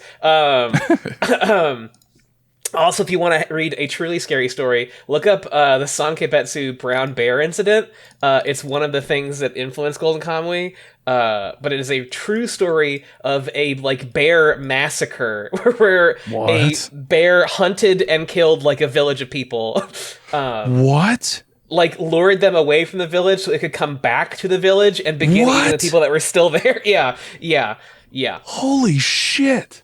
It's a fucking absolutely crazy story. It is completely true. It's terrifying. Stalked by a fell Kamui. He was indeed a Wen Kamui. Anyway, Jesus. It's a cool story. Anyway, Jay immediately suggests exploring the forbidden bunk, which is of course forbidden, and is all but assured when Billy and Mike, who may be dying yet again, begin hearing strange howling coming from inside, which, by the way, someone attributes to being an animal. Billy attributes to being an animal in pain, but too human to be from an animal. And I just thought, Billy, you're 12 years old. What the fuck do you know? What the fuck do you know about anything? Billy, are you being written by an adult man? Okay, this is fucking next chapter. R.L. Stein in this book makes so many decisions that I think are insane, and this is one of them. Okay, so in one of the greatest instances of narrative blue balls ever in history, Mike and Billy don't go to the forbidden bunk. So they all look at the bunk, all say we should go check out that bunk, and then the next chapter begins with them deliberately not going. It's so shitty. Mike continues to be so whiny about his dying body. Like it's just some venom, my guy. Anyway, at the meanwhile, his arm is fully gangrenous. At the bunkhouse, Colin and Jay doubt the existence of anything in the forbidden bunk, citing camp ghosts and suggesting Al made it up because, quote, scaring kids is the only fun camp counselors have. And that feels like R.L. Stein talking to the audience. You know, our camp counselors had Nintendo 64, so he's wrong. So you're fucking wrong, Bob. Yeah. Like Jovial Bob. Get it together. Also, they could just bring a Game Boy. Like, fuck, anyway. Yeah, bro. It's $9.93. Literally, Super Mario Land 2 is available to play. Sonic Adventure 2 is on Game Gear. Its battery life's like 30 minutes, but like... Was it called Sonic Adventure on the Game Gear? No, it was Sonic the Hedgehog 2. It was Sonic the Hedgehog 2. Oh, okay. I was going to say, like... My brain just... And Knuckles. But my brain just jumped to Sonic Adventure, sorry. Anyway, forgive that embarrassing faux pas. Fuck, I just said that in a way that reminded me that I was talking to someone yesterday at work while they were doing a puzzle, and there were like busts of authors in the puzzle, and I identified all of the authors, and they said to me, "You should have been on Big Bang Theory," and I said, "Don't ever fucking say that to me again." We are not friends. Actually, you're fired. If you say that to me again, I'll fucking kill you. Anyway, Oh god, I'm gonna have to say that to you at some point later. Someone was like, "Yeah, Sheldon would be really proud," and I was like, "I hope Sheldon dies." You should have just said Bazanga. What I said was, "Okay," was what I normally say. My favorite character in Big Bang Theory is Trollbus. Anyway, Colin, who takes off his sunglasses for the first time ever, suggests the Howling is a prairie cat, which are nothing. Jay wants to go to the Forbidden Cabin, but RL just wants to edge us all up. Suddenly I'm so glad I wrote that. I'm so glad I wrote that because of the cum font. Just wants to edge us. Larry arrives and warns that, quote, Saber prowls the grounds and kills campers at night. He says specifically that Saber will rip your heart out. Yeah. So you might read that and think, ooh, a scary monster. Or you'll fall in love with Saber. So okay, the next chapter is incredible because the first line is, we had fun the next morning. So chapter 7 is, if you go outside, this monster is going to eat your fucking heart. And the next chapter is, we had a lot of fun. Just wild decisions in this book. It's so crazy. This is some of R.L. Stine's insane. absolutely most bonkers writing. Like, just utterly bonkers. He was trying out the Stephen King cocaine-fueled writing thing to see if it worked for him, and I guess he gave up after this. Probably didn't like what it did to him. Oh yeah, didn't this mark the period where, in the trivia, this was the first book in the series to establish a monthly release schedule. Yeah. So this is where R.L. Stine was like, I gotta start churning these fuckers out. Oh my god, I've been cranking it before, but I need to crank the cranking knob to 11. So here's my actual summary. Anyway, we had fun the next morning. The chapter opens with a sentence with is both wildly incongruous with the last one and the events of this one. The kids eat breakfast, including scrambled egg squares. There's your, which is, I should note, is not an egg shape. Larry, whose legs are long. I just have a note here. They describe Larry walking as having long legs, and I just thought of the Tim and Eric bit. My legs are long. Yes, and very, very long. Larry's legs are long, breaks the kids into groups, and takes our bunkmates to play scratch ball. Scratch ball, everybody. R.L. Stine explains what scratch ball is, and it sounds like baseball for losers. It sounds like if someone who wasn't familiar with baseball tried to play baseball. It sounds Or they didn't have bats or a field or a grid. They're just okay. throw the ball. Mario, I'm gonna let you finish, and then I'll. Okay. All right. Okay. Well, let me see what I said here. Mike continues to be just such a baby about his stupid snake bite. So he's dying. He's dying. I'm just so glad I wrote that. I'm past me. Good job. Walk it off into your grave. Yeah, walk it off. They literally tell him to sit under the a long tree. walk. He has to sit out. Oh my god, when we read that, it was so fucking funny because the mental image of all the kids having a great time, because this is when the line happens where like, I forgot about Mike immediately. Yeah. Because he's sent to sit under a tree, and the mental image of all these kids playing and having a great time while Mike being is slowly dying. While Mike's corpse is slowly gathering flies. I mean, I do feel like we're meant to kind of be tired of Mike's shit right now. Yeah. Mike, bloated with poison, whines. Mike, bloated with poison and his inherent disgusting weight. It was his fault. He got bit by a snake. He deserved it. If he hadn't been so corpulent and slow, the snake would never have bit him, filling him to the brim with... The snake sensed weakness. R.L. Stine is an ally of snakes. He believes that snakes are just... Bad people, not human. Nope.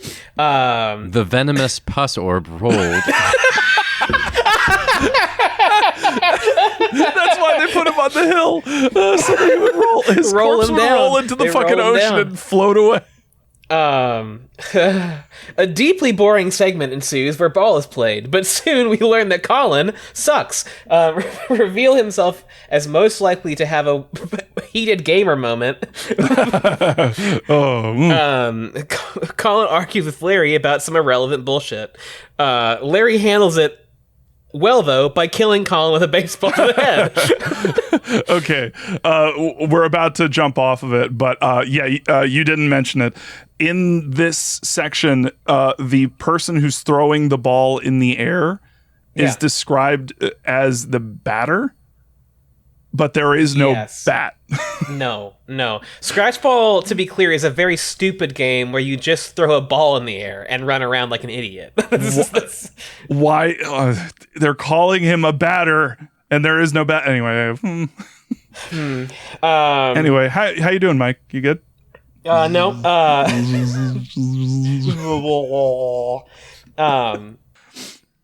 He's dead. Billy knows Larry did so intentionally, even though he claims it was an accident. Larry takes Colin and Mike to the lodge, where, again, no nurse exists. Billy warns that the horrors are just beginning, which was such a good place for my part of this book to end.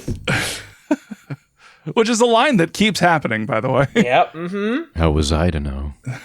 Little was I to know. Little was I to know that things were about to get amped up to 11. Oh my god. Yes. All right. We begin chapter 9 in the cabin. Billy and Jay are writing letters to their parents. Billy tells Jay that Larry intentionally hit Colin with the ball, and Jay flatly denies that Larry could do such a thing. They are interrupted when Larry and Colin enter the cabin. Colin is seeing double after getting beamed by Larry, and Larry tells the group that tonight is tent night. The boys protest because it's too cold for that. It's always too cold for tent night. We rejoin all at the mess hall for dinner. The counselors are sitting together as before at a table in the far corner, ignoring the campers as per usual. The campers are engaged in a food fight. During this display of edible combat, Jay and a random, heretofore unknown kid named Roger wrestle over a breadstick. Jay is victorious, but, overcome with the ecstasy of victory, spills grape juice on Billy's pants. Roger declares that Billy had an accident. Jay affirms that Billy purpled his pants, and everyone except Billy shits themselves laughing to death over this amazing bon mot. Rather than pausing to grimly imagine his future as the representative peed pants kid, Billy leaves to replace his conspicuously polluted trousers. Billy returns to the cabin and, opening Mike's drawer by mistake, discovers that all of Mike's belongings and trunk have been mysteriously disappeared. Billy, too upset to change, runs back to the mess hall and attempts to tell Larry that Mike is missing. Larry ignores him, chastises him for saying shit at the counselor's table, and deflects that Mike is probably fine. I don't know. This will be a theme. Returning to the boys that make noise, Billy reports that Mike is gone. The boys are unmoved and speculate he was sent home due to his snakebite injury, due to his hand being like all hecked up. After dinner, the lads are forcibly taught camp songs, which is real. That's a thing that happens at camp. Yep. Where you also loudly have to protest how much you love the camp, despite how shitty the camp often is. Mm-hmm. Jay and Roger begin adding gross lyrics to these songs in a vain attempt to retain some vestige of dignity in an unfeeling world. As the group makes their way to tent night, Jay asks Billy if he is still down to go to the Forbidden Cabin. End of chapter 9. What a cliffhanger. Wow. Will Billy go to the Forbidden Cabin? Can he resist the natural and immediate consequence of being called a little bitch if he refuses? An amazing third option? In the very first sentence of chapter 10, Billy immediately and lamely refuses, saying, I think I'll stay with Colin. Roger calls him a chicken. Billy demurs that he is also tired, so tired that his hair hurts. What a bitch. I also wrote that down.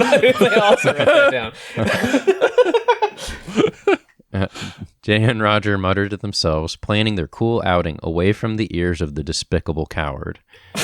May I also add? Yeah. May I also add? He describes. He said. Okay, when he says he's tired, he adds, "I felt so weary after this long day that my muscles ache, my hair hurt." I'm somewhat wearied by the day. So weary, so weary, eh? Also, can we note? So Roger is around in this book, and I'd just like to say Roger is such a poochie in this book.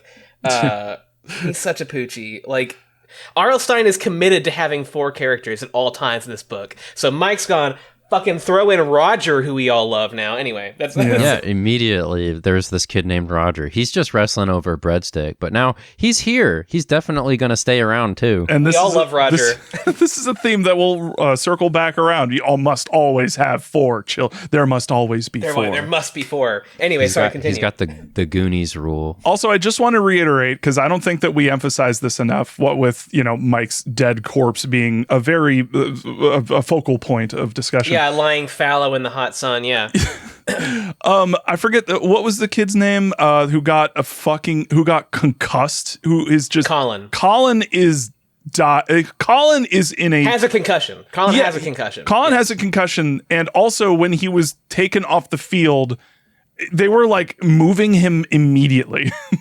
And it's just like, yo, you don't do that to people who get head injuries. Yeah. When people have head or neck injuries, you're supposed to like grab their head and shake it around a whole lot. Yeah. Yeah. Just are you okay? Yeah.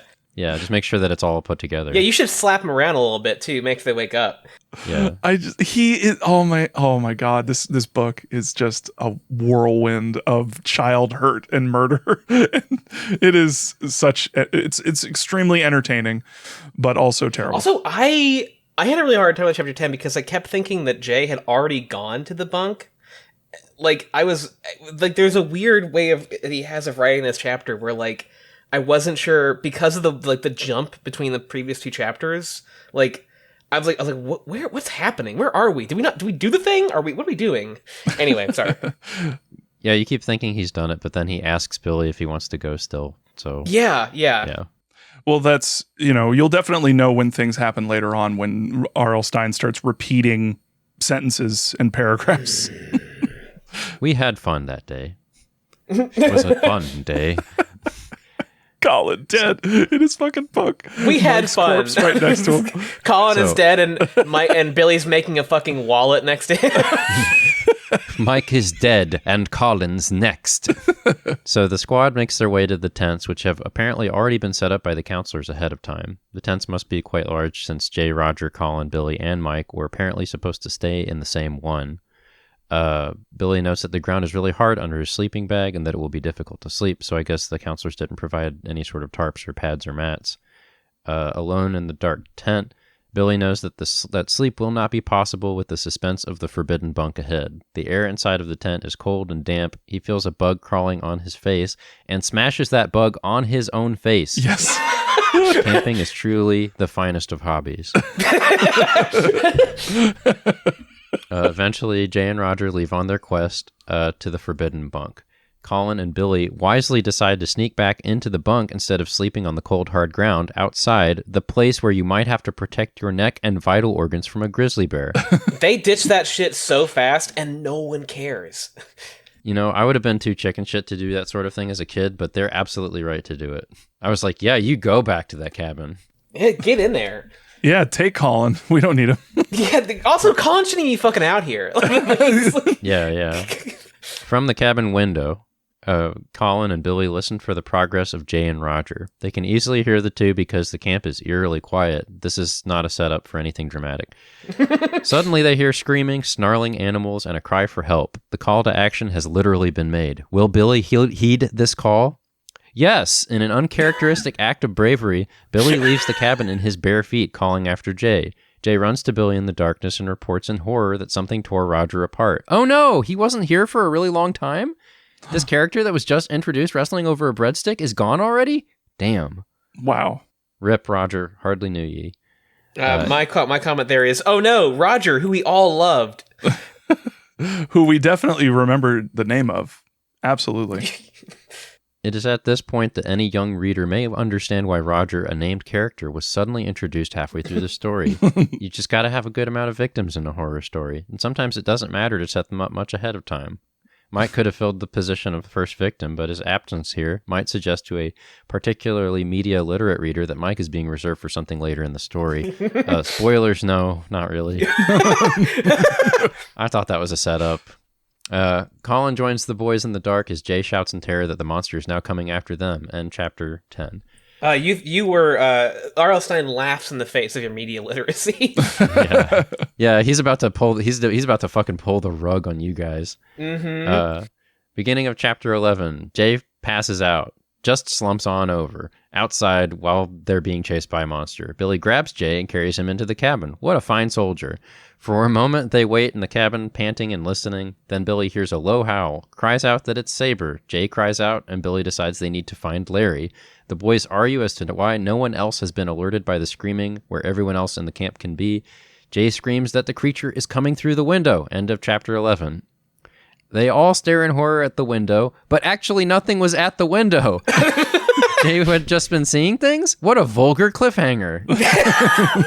There's something at the window. No, there wasn't.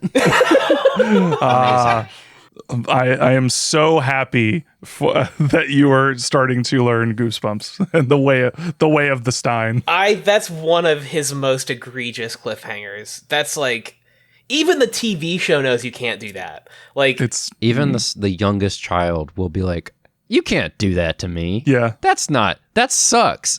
You gotta have something happen. My favorite one was in Monster Blood where it was like, oh, and then a person jumped me.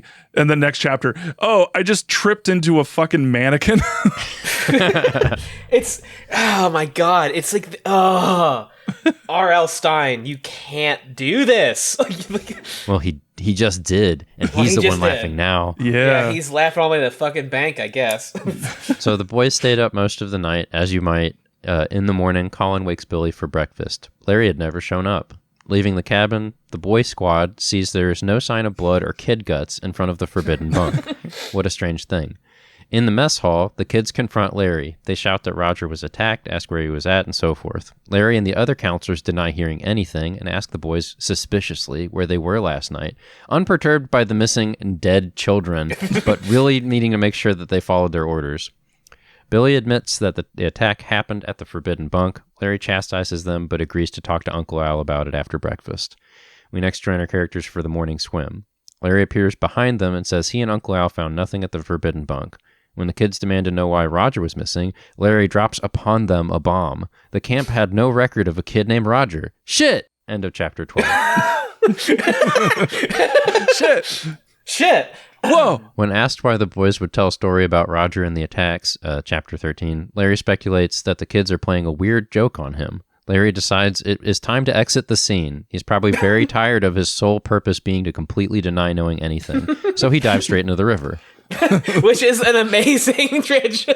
Yeah, that's a wet hot American summer leaving. Yeah, the it's the walk off the dinghy. Yeah, walk off the pier. It's also this was an amazing moment on the stream where we realized that later that same stream is described as being shallow. Yeah. So this kid totally fucking ate shit. Larry just dives headfirst into the dirt. Into about 1 inch of mud with a slap. His feet are still sticking up out of the water. You stupid piece of shit. He's pretending to swim. To try and save whatever dignity he could with his concussed brain. We all agreed not to talk to Larry about this to maintain any semblance of his dignity. So, Colin, Billy, and Jay remain on the bank, respectively tired, furious, and on the verge of tears. As Billy decides he might feel better after a swim, someone grabs him from within a bush. The bush entity clamps his hand over Billy's mouth. Any reader without media literacy or pattern recognition will surely be fooled by old RL into thinking that Billy is about to die. End of chapter 13. I love that. So Billy notices everyone else is having a great time at camp, but why aren't I? Why have I been so unhappy? Hey Billy, it's because 2 people died. You stupid. It does feel pretty accurate to the experience of being a kid, where occasionally really terrible things will happen to you, and then you'll immediately transition into the most banal thoughts possible. The most this was written by a child line in this entire book was, "We had fun that day." Yeah. Oh God. It does a lot for, especially the twist, because once you know the twist and you read all these things back, it's like, oh, I can see why someone like R.L. Stine would think that maybe some of this works, but it has such far-reaching implications because of, we'll get there, but this in particular is okay, you're meant to be learning lessons, but the kid is clearly not learning anything. No, but the thing is, he comes in knowing everything. Yeah, right. He's just hyper competent. Yeah, he's just very good at everything. But he doesn't know why.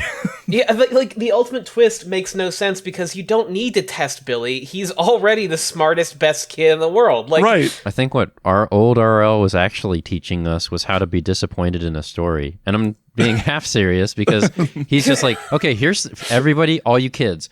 You're going to read some stories later in your life where we set up a whole bunch of stuff and you do the work for 90% of it, and at the very end the author chickens out or gives up or just says fuck my readers and just rips the rug out from under them and says it didn't matter. What do you think about that?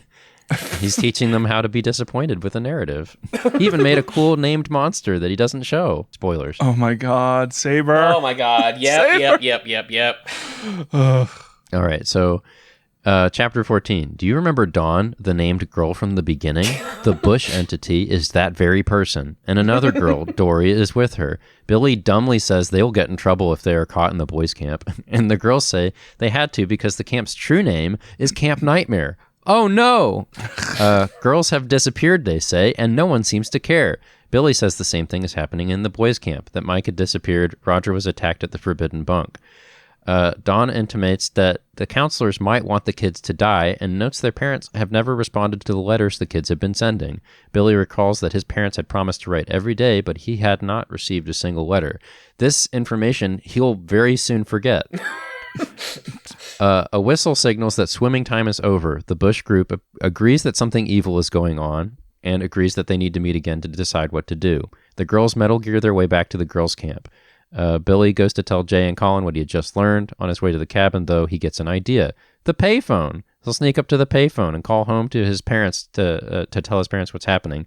I don't know if we mentioned it. The payphone is visibly on a pole somewhere in a conspicuous area. I mean, we didn't mention it, but it's also barely mentioned before this either. So yeah, it's just mentioned in passing. So Billy dashes to the payphone. Any reader without media literacy or pattern recognition will surely be fooled by old RL into thinking that Billy is about to be saved. I feel like that's the calling card of Goosebumps. Any reader without pattern recognition.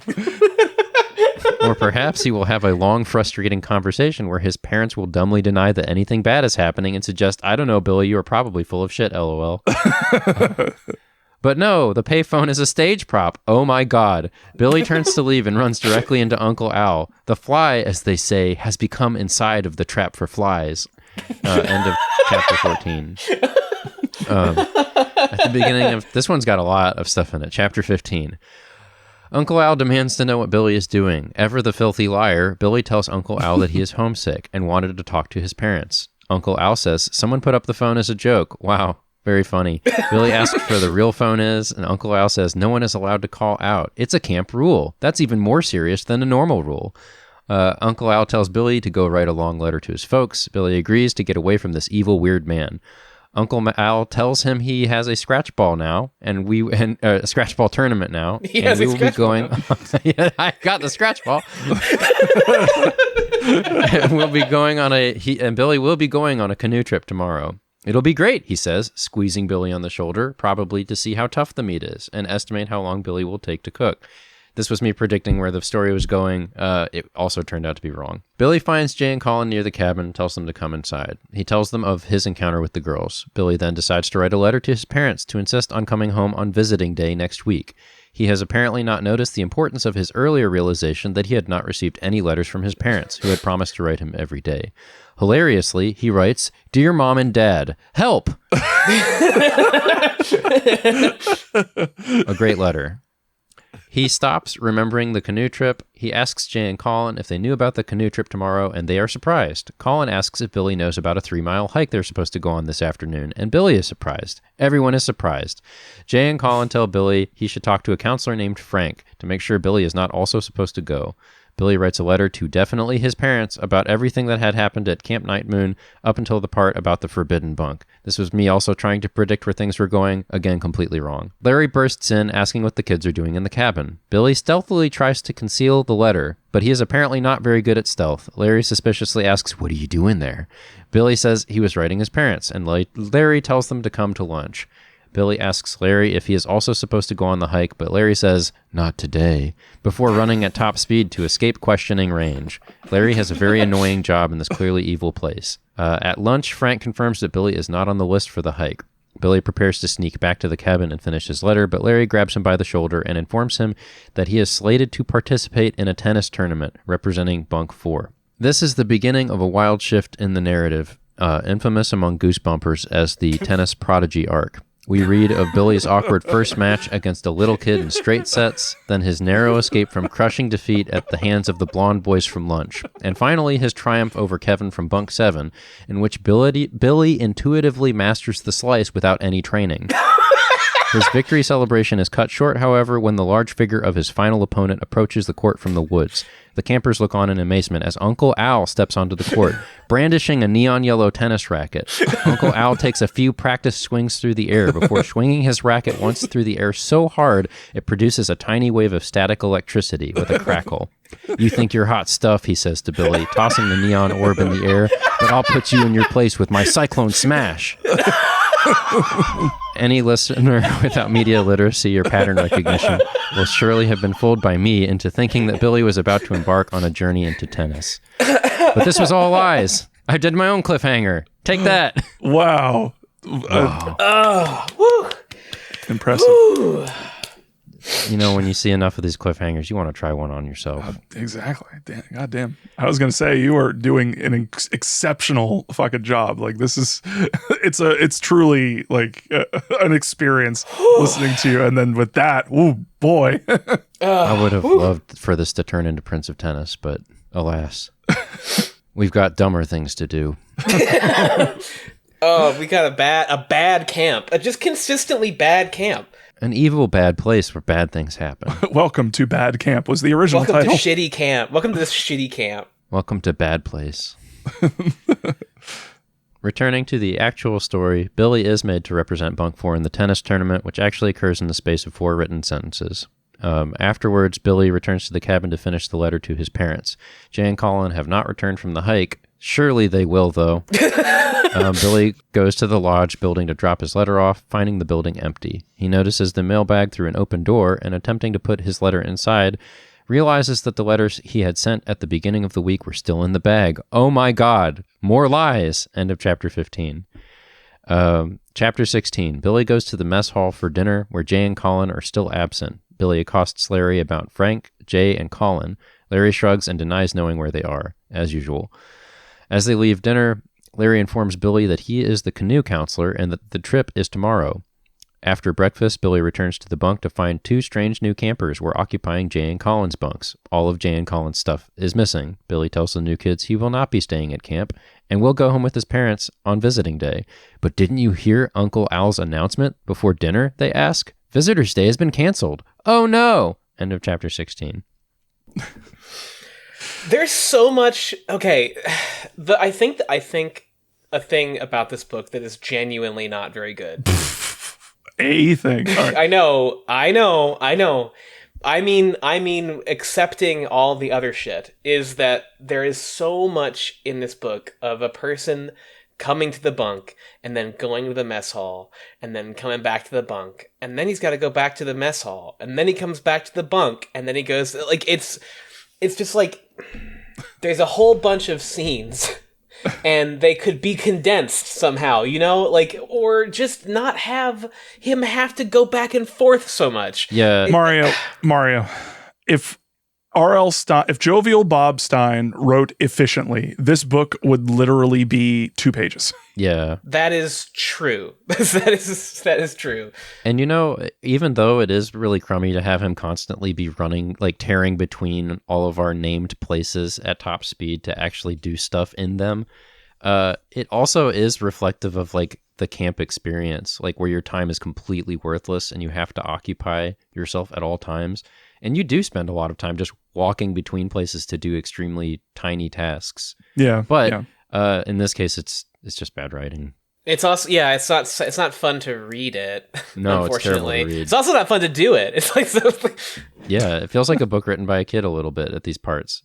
Like, and then he went here, and then he went over there, and then he talked to this character. Yeah. It's the and then style of writing. Yeah. It's so and then.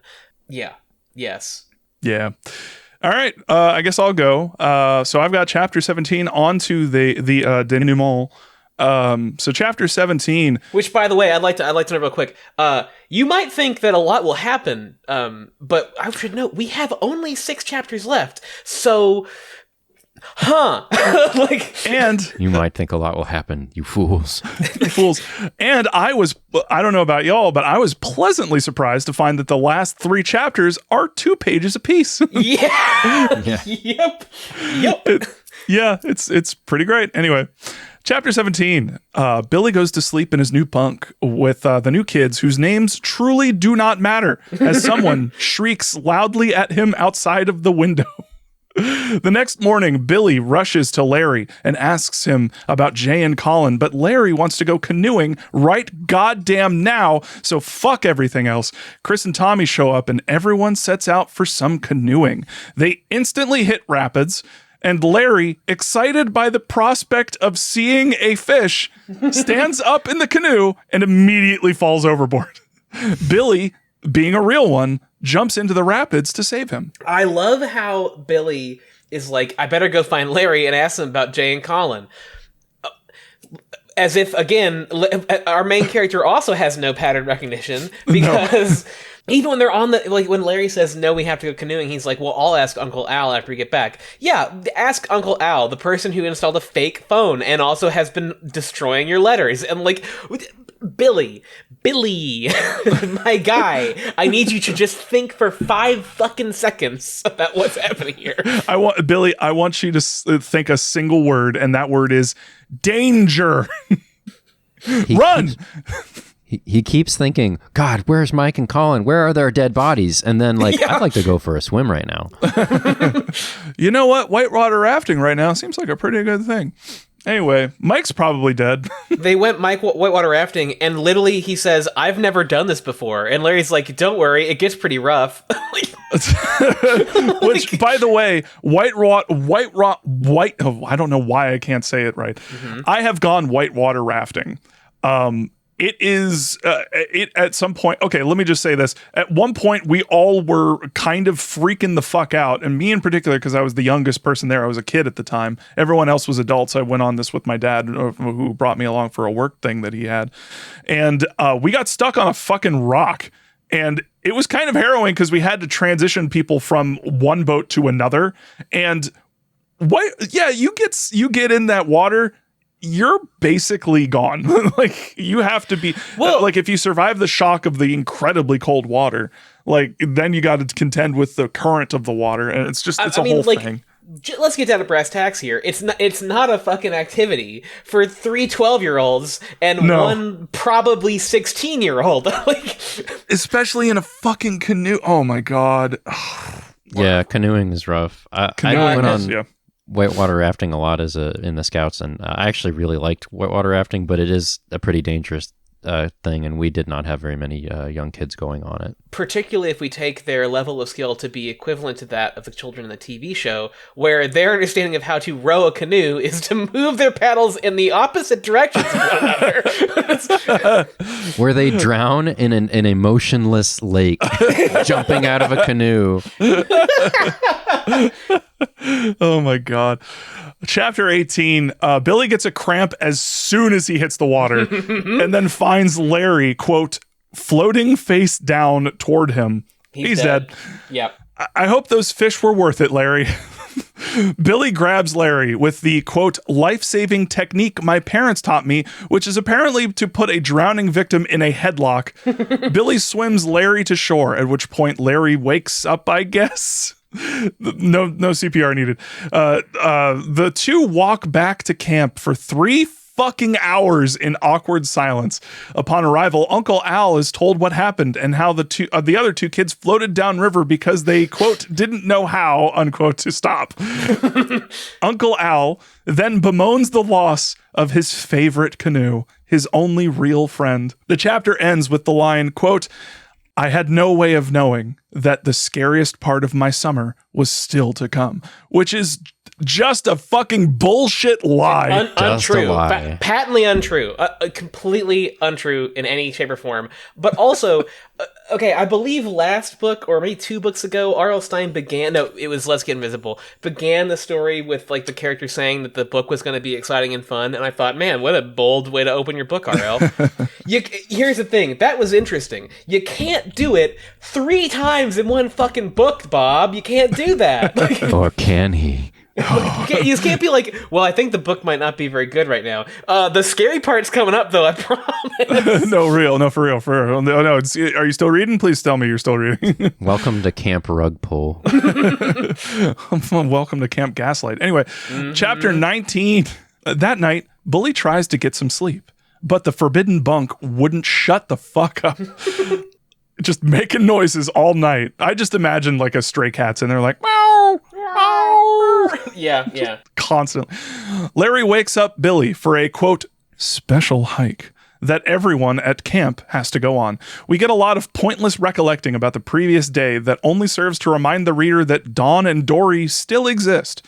Billy doesn't eat his French toast. Let me repeat. Billy doesn't eat his French toast. Now you know he's upset. He's upset. Favorite meal. He just pokes at it. Yeah, that's very sad. It's heart shattering. Pour one out for Billy. This is the French toast arc. Yes, it's a very tragic arc. The kids are ordered to form a line by Uncle Al, and everyone sets off to the waterfront near the woods.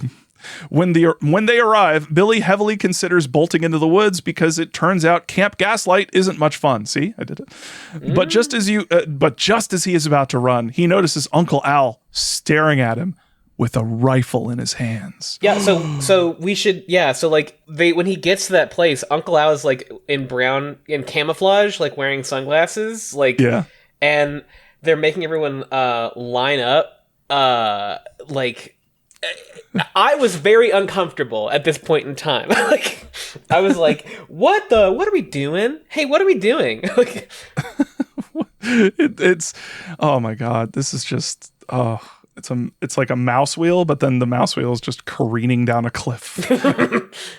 Much like Mike's lifeless corpse. Was this on purpose, do you think? Was he planning for a big rug pull the whole time? No, I feel like probably not. This serves my theory that R.L. Stine, Jovial Bob has a bunch of twists in his back pocket, and this marks the beginning of the twist era. I wanted to say, like, well, I think the last one did really. Yeah, but this is establishing that it is now a thing. Like, this is a thing that it's not a one-off thing. This is an era of twists that we're getting into, and now I am certain that he has a bunch of like twists that he remembers from the fucking Twilight Zone that he's just keeping in his back pocket, and this one being a perfect one where it's like, I don't have to worry about anything that I've written up until this final moment. All of it's nonsense. All of it's bullshit. It's just, it's the "it was all a dream" that I mentioned earlier. But anyway, chapter 20.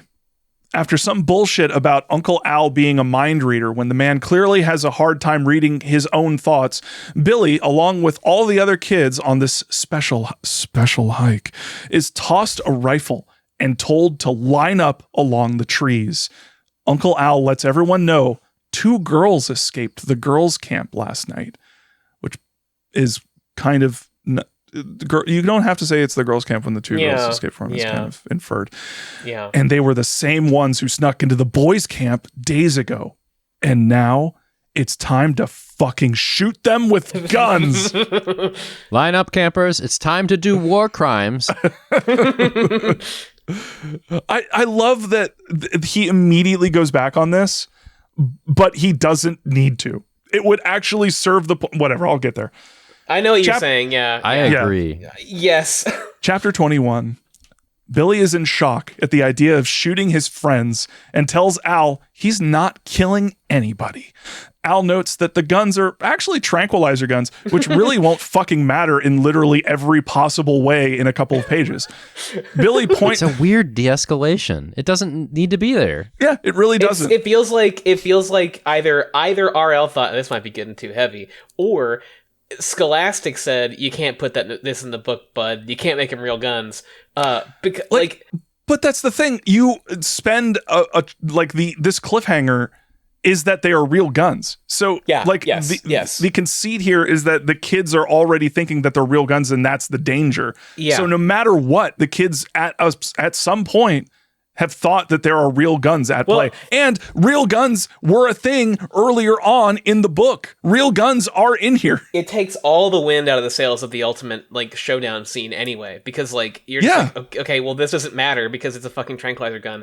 But even weirder, this is 993, so the hesitance that media had about depicting kids and guns together was not even a thing yet, you know? Right. So I think I know why they did it, because in a second he's about to point that thing at Mr. Uncle Al, and they probably the editors were like, we don't want to show kids that it's cool to point a gun at an adult.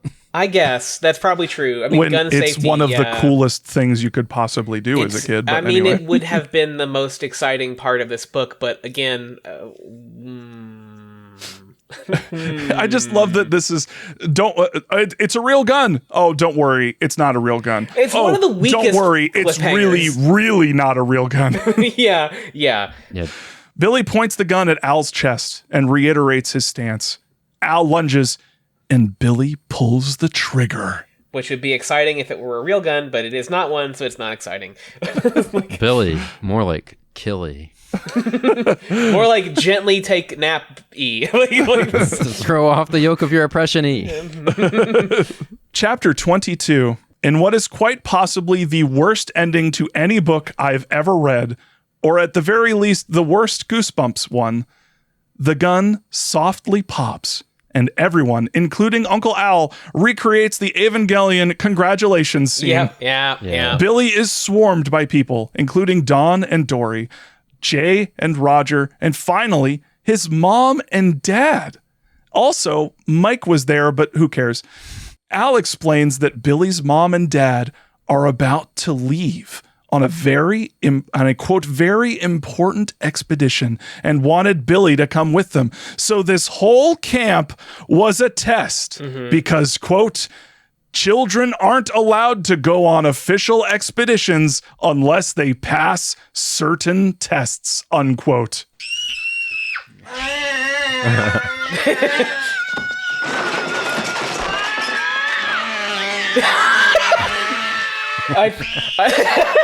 I think Brandon's suggestion was you should play it at the reveal of where they're going. Well, you just set it up. But at the same time, that's really funny. You might have to play it again. That just feels like Bob losing his mind. Yeah, I thought that's why you wanted me to do it. I'll do it again, though. You should definitely keep it there. It's very funny. You've got 2 sentences, though. It's actually I've got a few. Al explains that there were 3 tests. The first was a test to see if Billy would obey orders, which was what the forbidden bunk was for, so that he wouldn't go there and follow the order to not go there. The second was a test of bravery, which was Billy rescuing Larry. The third was a test when not to follow orders, because that's definitely not giving the kids like confusing information, which was the hunt for Dawn and Dory. That's what that was all about. The secret fourth test was all about ignoring a fat kid's desperate pleas for help, apparently. But don't get too hung up on all that bullshit yet. There's more. Uncle Al then explains that this was all because Billy's mom and dad are going to the, quote, most dangerous place in the known universe. Where's that? Earth, says Billy's mom, completely fucking eviscerating any sense this book could have possibly made at all.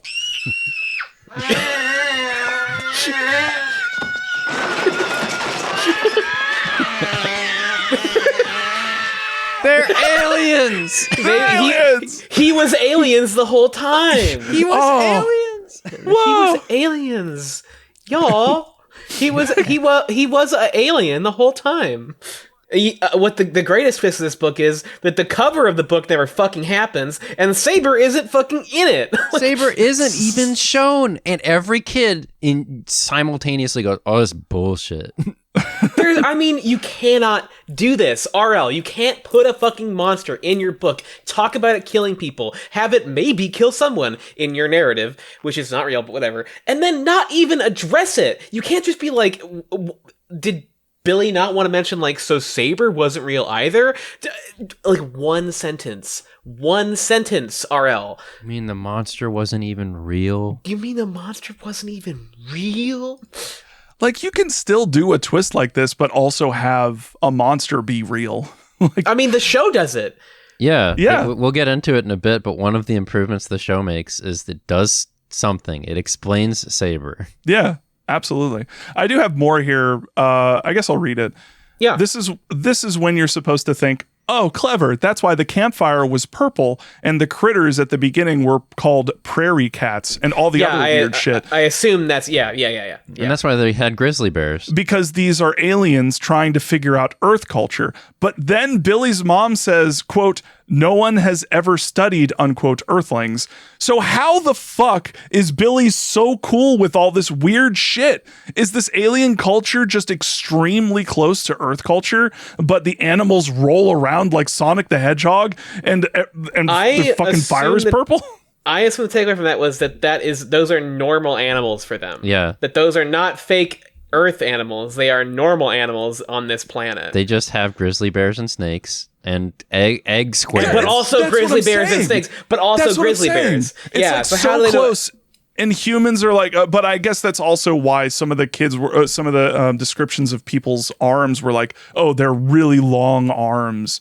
Oh, they're really long legs. And it's like, that's normal to them, but that's weird to us. Or maybe that's RL just describing people cruelly. Like, it's really hard to know what, like, it's hard to know if he was foreshadowing or if it just is R.L. Stine writing, like, it is a good point that, like, okay, if we accept that the weird prairie cats are real, why are grizzly bears also here? Does a second planet evolved grizzly bears? Like, and they call them grizzly bears? Like, you wrote this, you wrote yourself into a fucking brick wall, Stein. Like, why did you even have the mom say that? Just be like, yeah, we've been studying Earthlings, and this is kind of like what we think you're going to, like, encounter when you get there. You've been hoisted by your own petard, RL. But even then, that wouldn't explain why the kids, Billy in particular,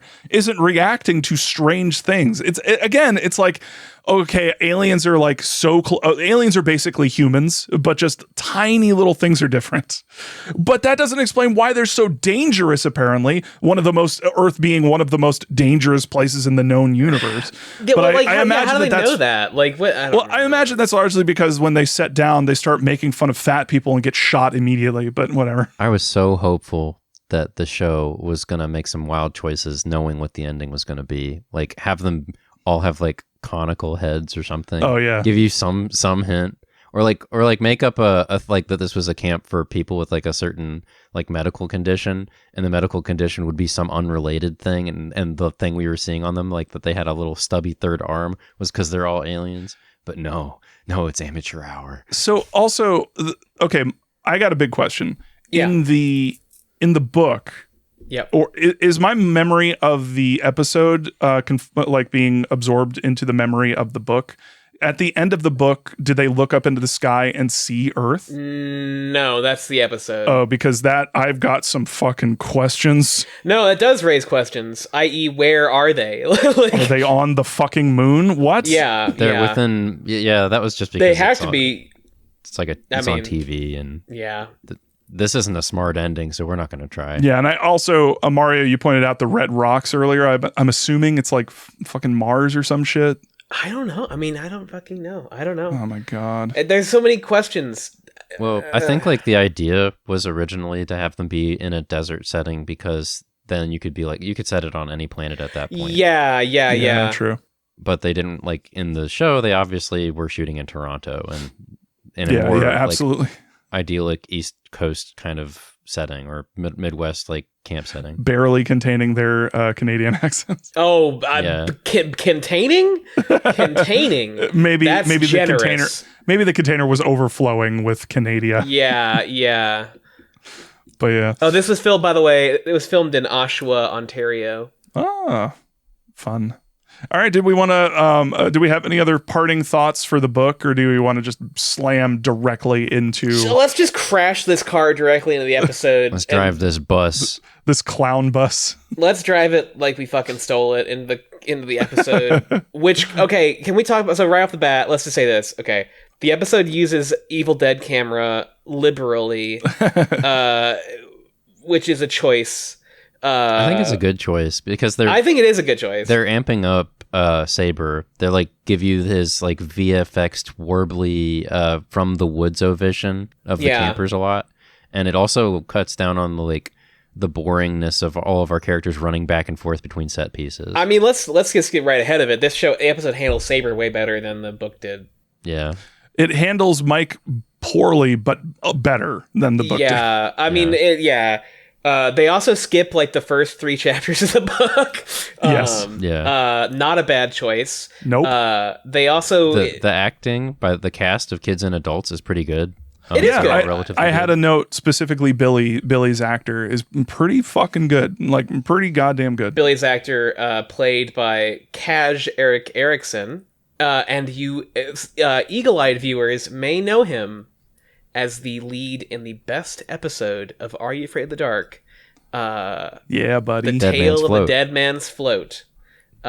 He is also leading that, which is interesting because in that one he's playing like a nerdy guy, and in this one he's playing. Here's the thing: I think Billy's actor is good. I think that Billy's character is worse in the show.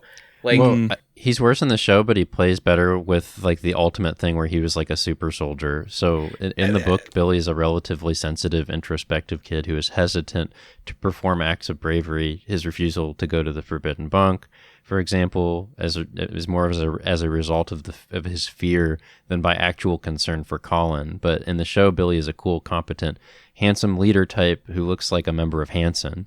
He refuses to go to the Forbidden Bunk by coolly and convincingly saying he's going to stay with the injured Colin like he's actually concerned. And it's not... he has like big like Red Ranger energy. Yeah. Like- I had a note where it was like, he's definitely a kid Captain America. Like, Yeah, well, he does like the come on guys, let's cool it guys. Yeah. Like everyone loves that kid. Yeah, and I'm sure like this isn't necessarily a bad change because like I'm sure as a kid I would have preferred this sort of depiction. Like I think people forget that watching confused and sensitive kids wasn't necessarily fun to watch for kids who live that life all the time. But like, yeah, it also kind of plays into the ending where he's just supposed to already be pretty competent. Yeah. True. True. Yes. And as we said before, Counselor Larry is amped way up in this version. Oh, he is, like, yeah. openly antagonistic rather than being aloof. Well, they also cast an actor whose name is Paul Brogren. Paul Brogren.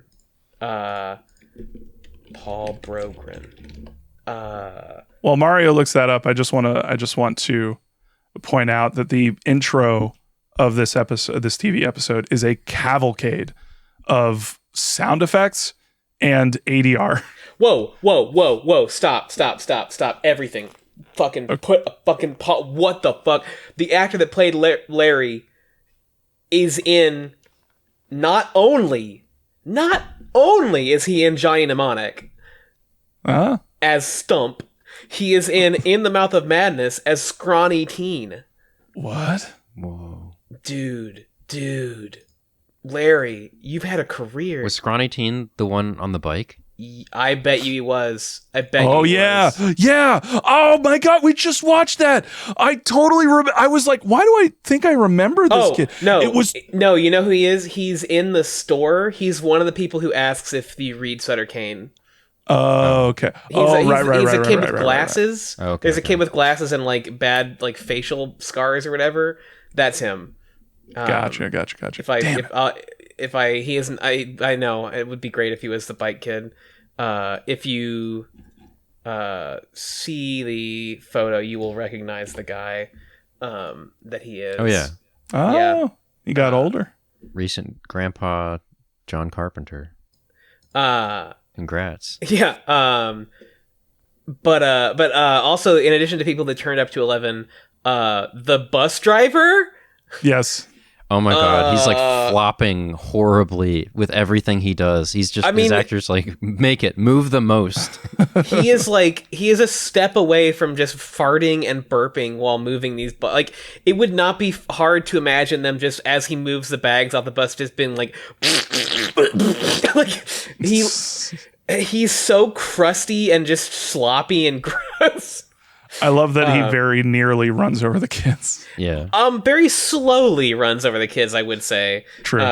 So the bus stop thing still happens, although it's not at a bus stop. It literally is just in the woods, which does make them being abandoned there a little more like unexplained.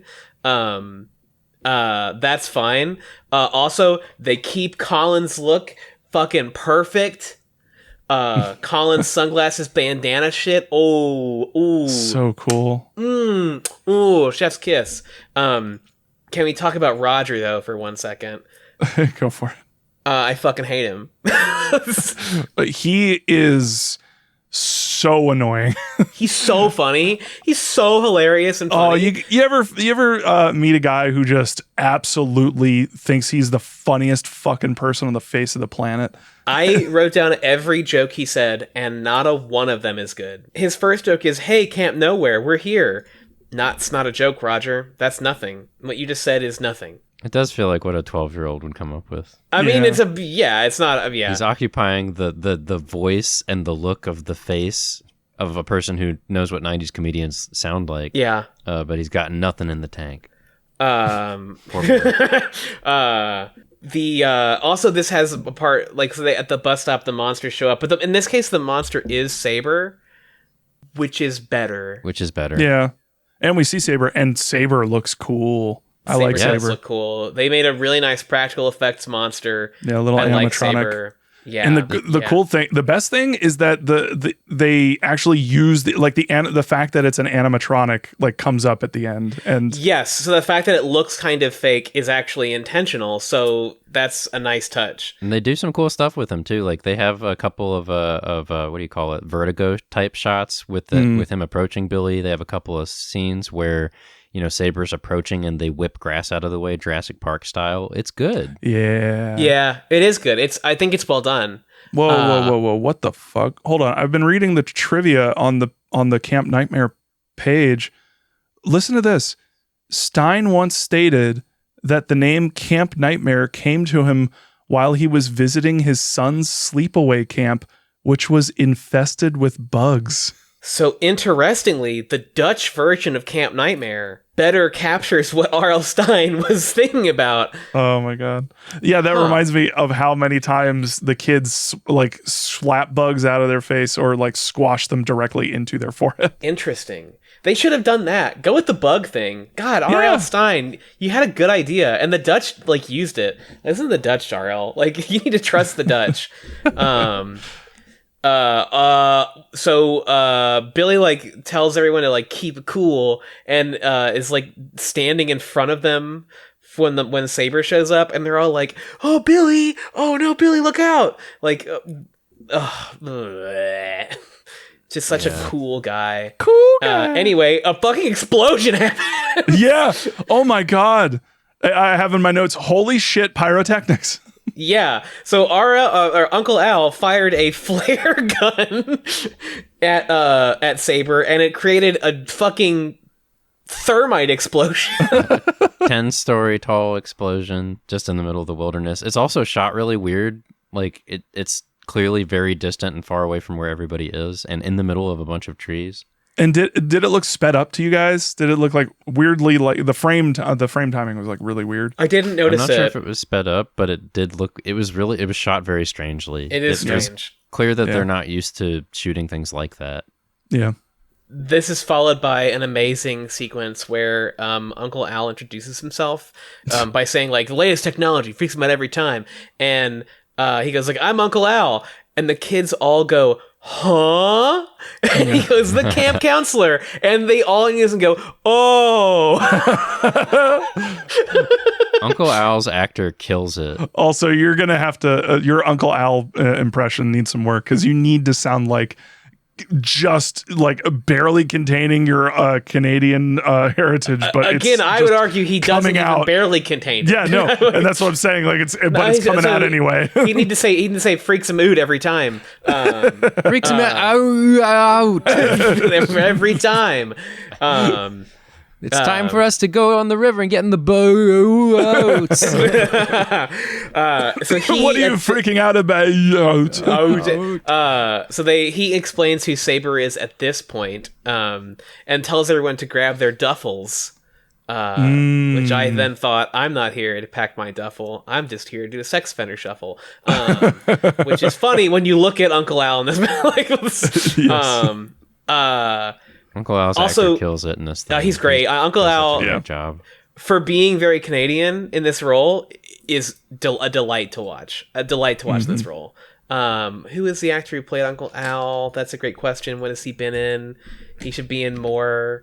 A good man. He should be in more things. Chris Benson is the actor's name. He's in Queer as Folk as a football coach. Maybe he's just cut out for this role. Yeah, maybe. Supporter of children. Yeah. He died in 2019. That sucks. R.I.P. He was in Resident Evil Apocalypse. What? Is he? Wait, what? Am I looking at the right Chris Benson? I don't know about that. He is on Alfred Hitchcock.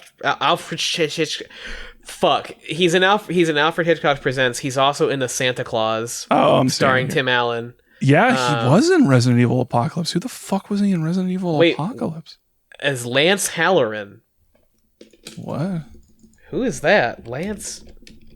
Resident Evil. He's the gun shop owner in Raccoon City. What? Running mostly cult. Oh my god. That's really sad.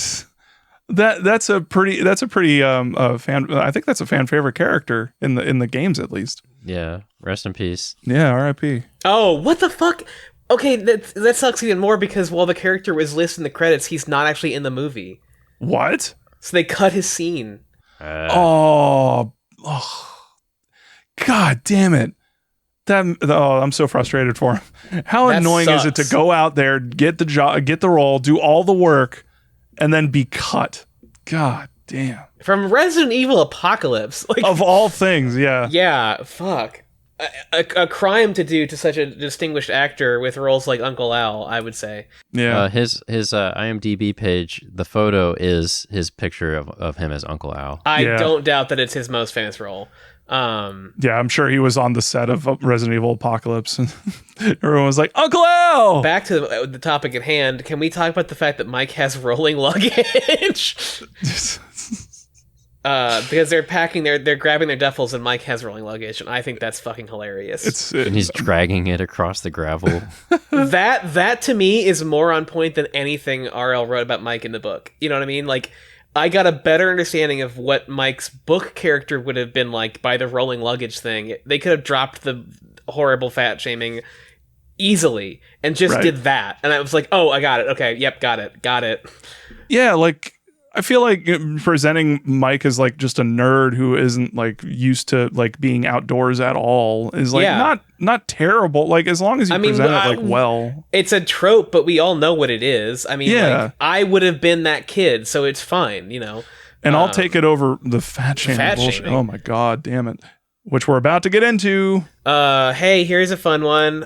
Billy is talking to Don about his parents, and he says, "My parents go to town a lot." And Roger says, "What do they do? Rob banks?" That's so fucking funny, my dude. That's so fucking fucking funny. He's oh so my god, that's funny. hilarious. Oh You're my just God. such a fucking funny guy. And I just wrote here, the chemistry between Billy and Don is palpable. They're just like, what do you do? I am a person. Oh, wow. We've got everything here. We've got comedy, we got drama, we got romance. It's a complete narrative.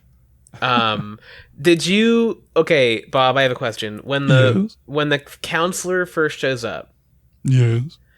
did you notice the dramatic way that she stands? Because she poses in the sassiest way possible.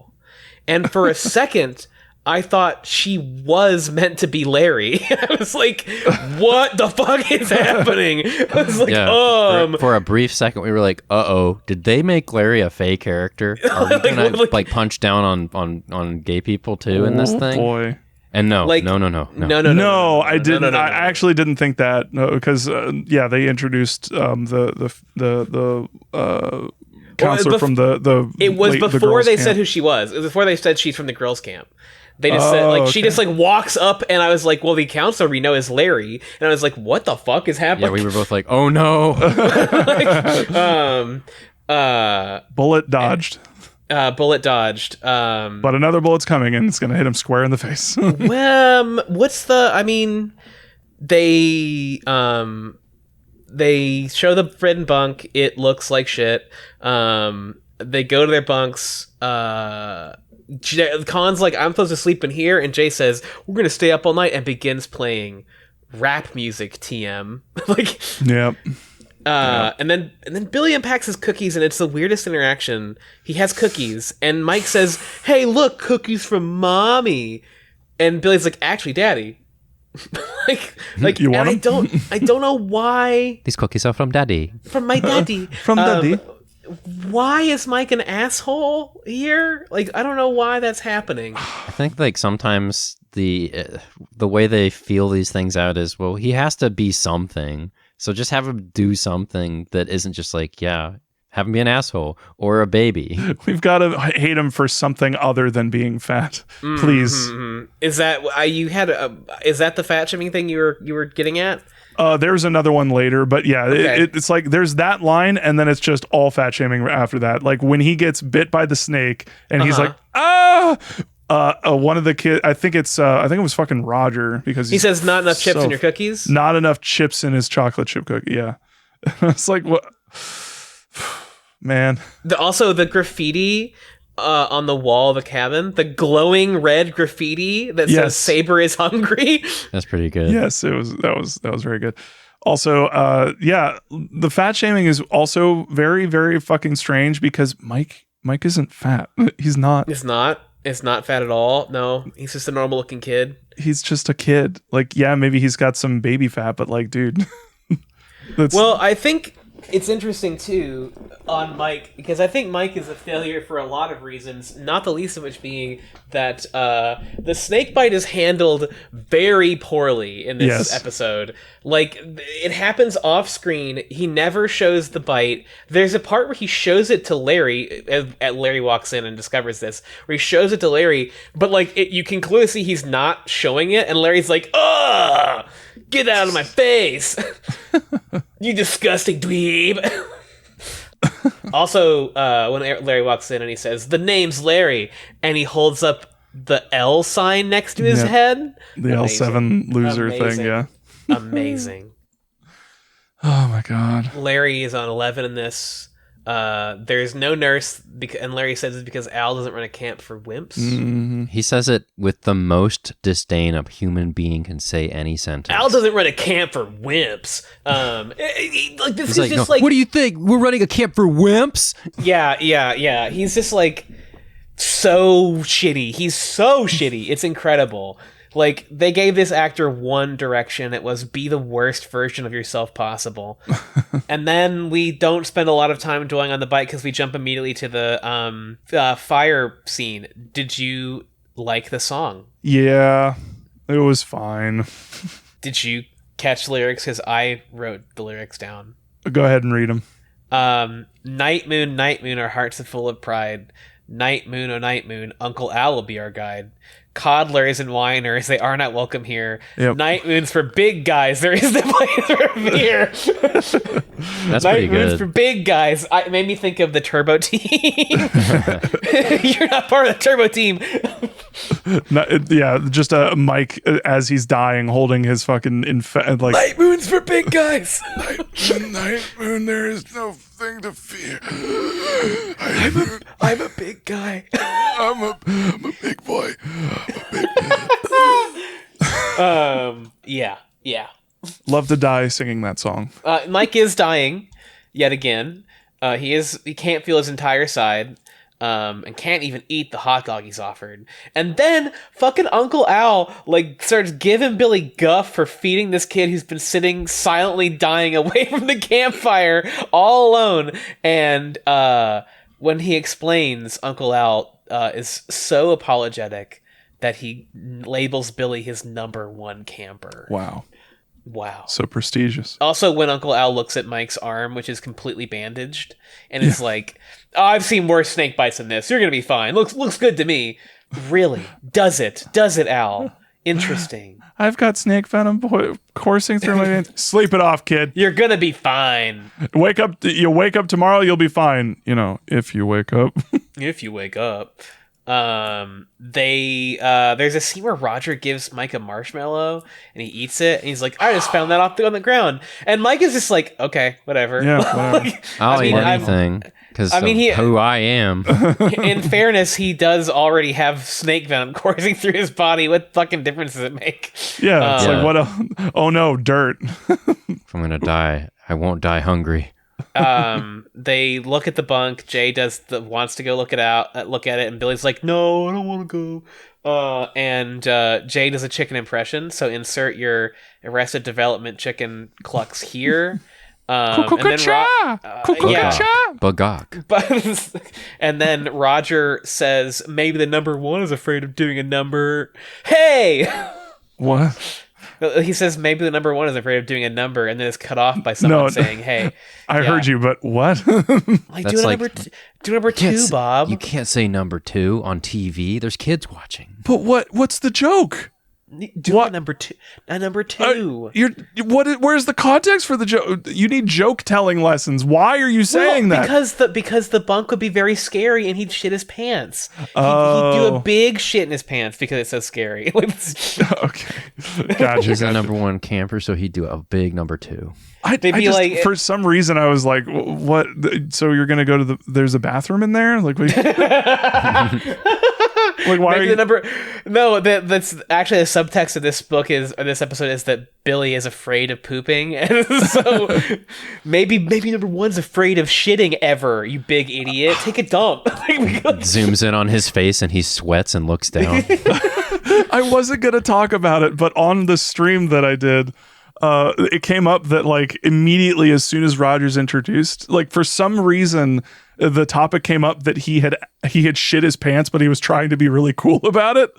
And like the entire thing just became this just downhill conversation about how shitting your pants is cool actually because Roger did it and convinced the entire squad of kids to shit themselves to be cool. Dear Journal, today was my first day of third grade and I learned that shitting yourself is really cool actually. Like, I don't know how it keeps coming up. I didn't say anything to these guys before we started. I said nothing, and it still came up. It did. Roger and shit are just intrinsically linked. He's got shit in his veins. He's got shit in his veins and shit in his pants. That means he's extremely cool. So, hey, it's cool, guy. So Saber appears again. There's more Evil Dead cam. Wonderful. Also, quote, that's the forbidden bunk. Quote, why is it forbidden? because it's fucking clearly burned down. It's Well, just also when they're walking back, someone says the forbidden bunk, and then Jay says, "We gotta check that baby out." we gotta check that baby out. That baby. The forbidden bunk. Where is it? In the forbidden bunk. That's where the forbidden bunk is. In the morning, Mike is gone. Oh my god. And there is a fat joke, yeah, where they said there's no blankets on his bed, and Roger says he probably ate him. Ate him! Oh, that's so fucking funny, Roger. That's so fucking hilarious. Like, that's not even a good joke, Roger. Like, that doesn't even make any fucking sense, because as established, Mike is not fat in this. So, like, that's not even like... You think that telling a good joke is a priority to fucking Roger? No, I don't. The jokes don't have to be good. Clearly evidenced by all of his terrible jokes. He just has to say something with the voice. The children should carry him to the forbidden bunk and throw him in. Sacrificial. So Billy finds Mike's bandages outside for some reason, and then he like approaches a wrestling bush where you think Saber might come out, but instead he is Pearl Harbored by a guy. Then the guy is there, and he tells Billy to go to the lodge where Larry is eating breakfast. I don't know why this guy is here. Oh, this is George. It's George, yes. Yeah, it's George. George, a character from not the book, who is clearly a weird character. He's like bald with glasses, but I think he's got like a bald wig on. I think he's meant to be handicapped in some capacity. They have fog machines going on behind him, and the camera's got like a big old, like not a Dutch angle, but they're looking, up into his face. Yeah. In a sinister, like weird gardener moment. Yeah, the vibe I got is like the way he talks, and it's like very curt and very like slow. It made me feel like they were trying to... I don't know what they were doing. I don't know what they were doing, but it was a weird vibe. Let's put it that way. I don't know. It's just odd. Also, he's not in the book, so I don't even know why he's fucking here. I don't know. They go to All breakfast. I know is George is the animatronic dude. Yeah, he's the guy who operates Saber. Yes, he is. I think... I presume that's the entire reason they add him to the show. I presume. Then they go to the lodge where, okay, did you notice the guy sitting next to Larry while they were eating? Yes. Holy shit. Holy shit. I mean, he has a speaking part, right? Yeah, he does speak a little bit.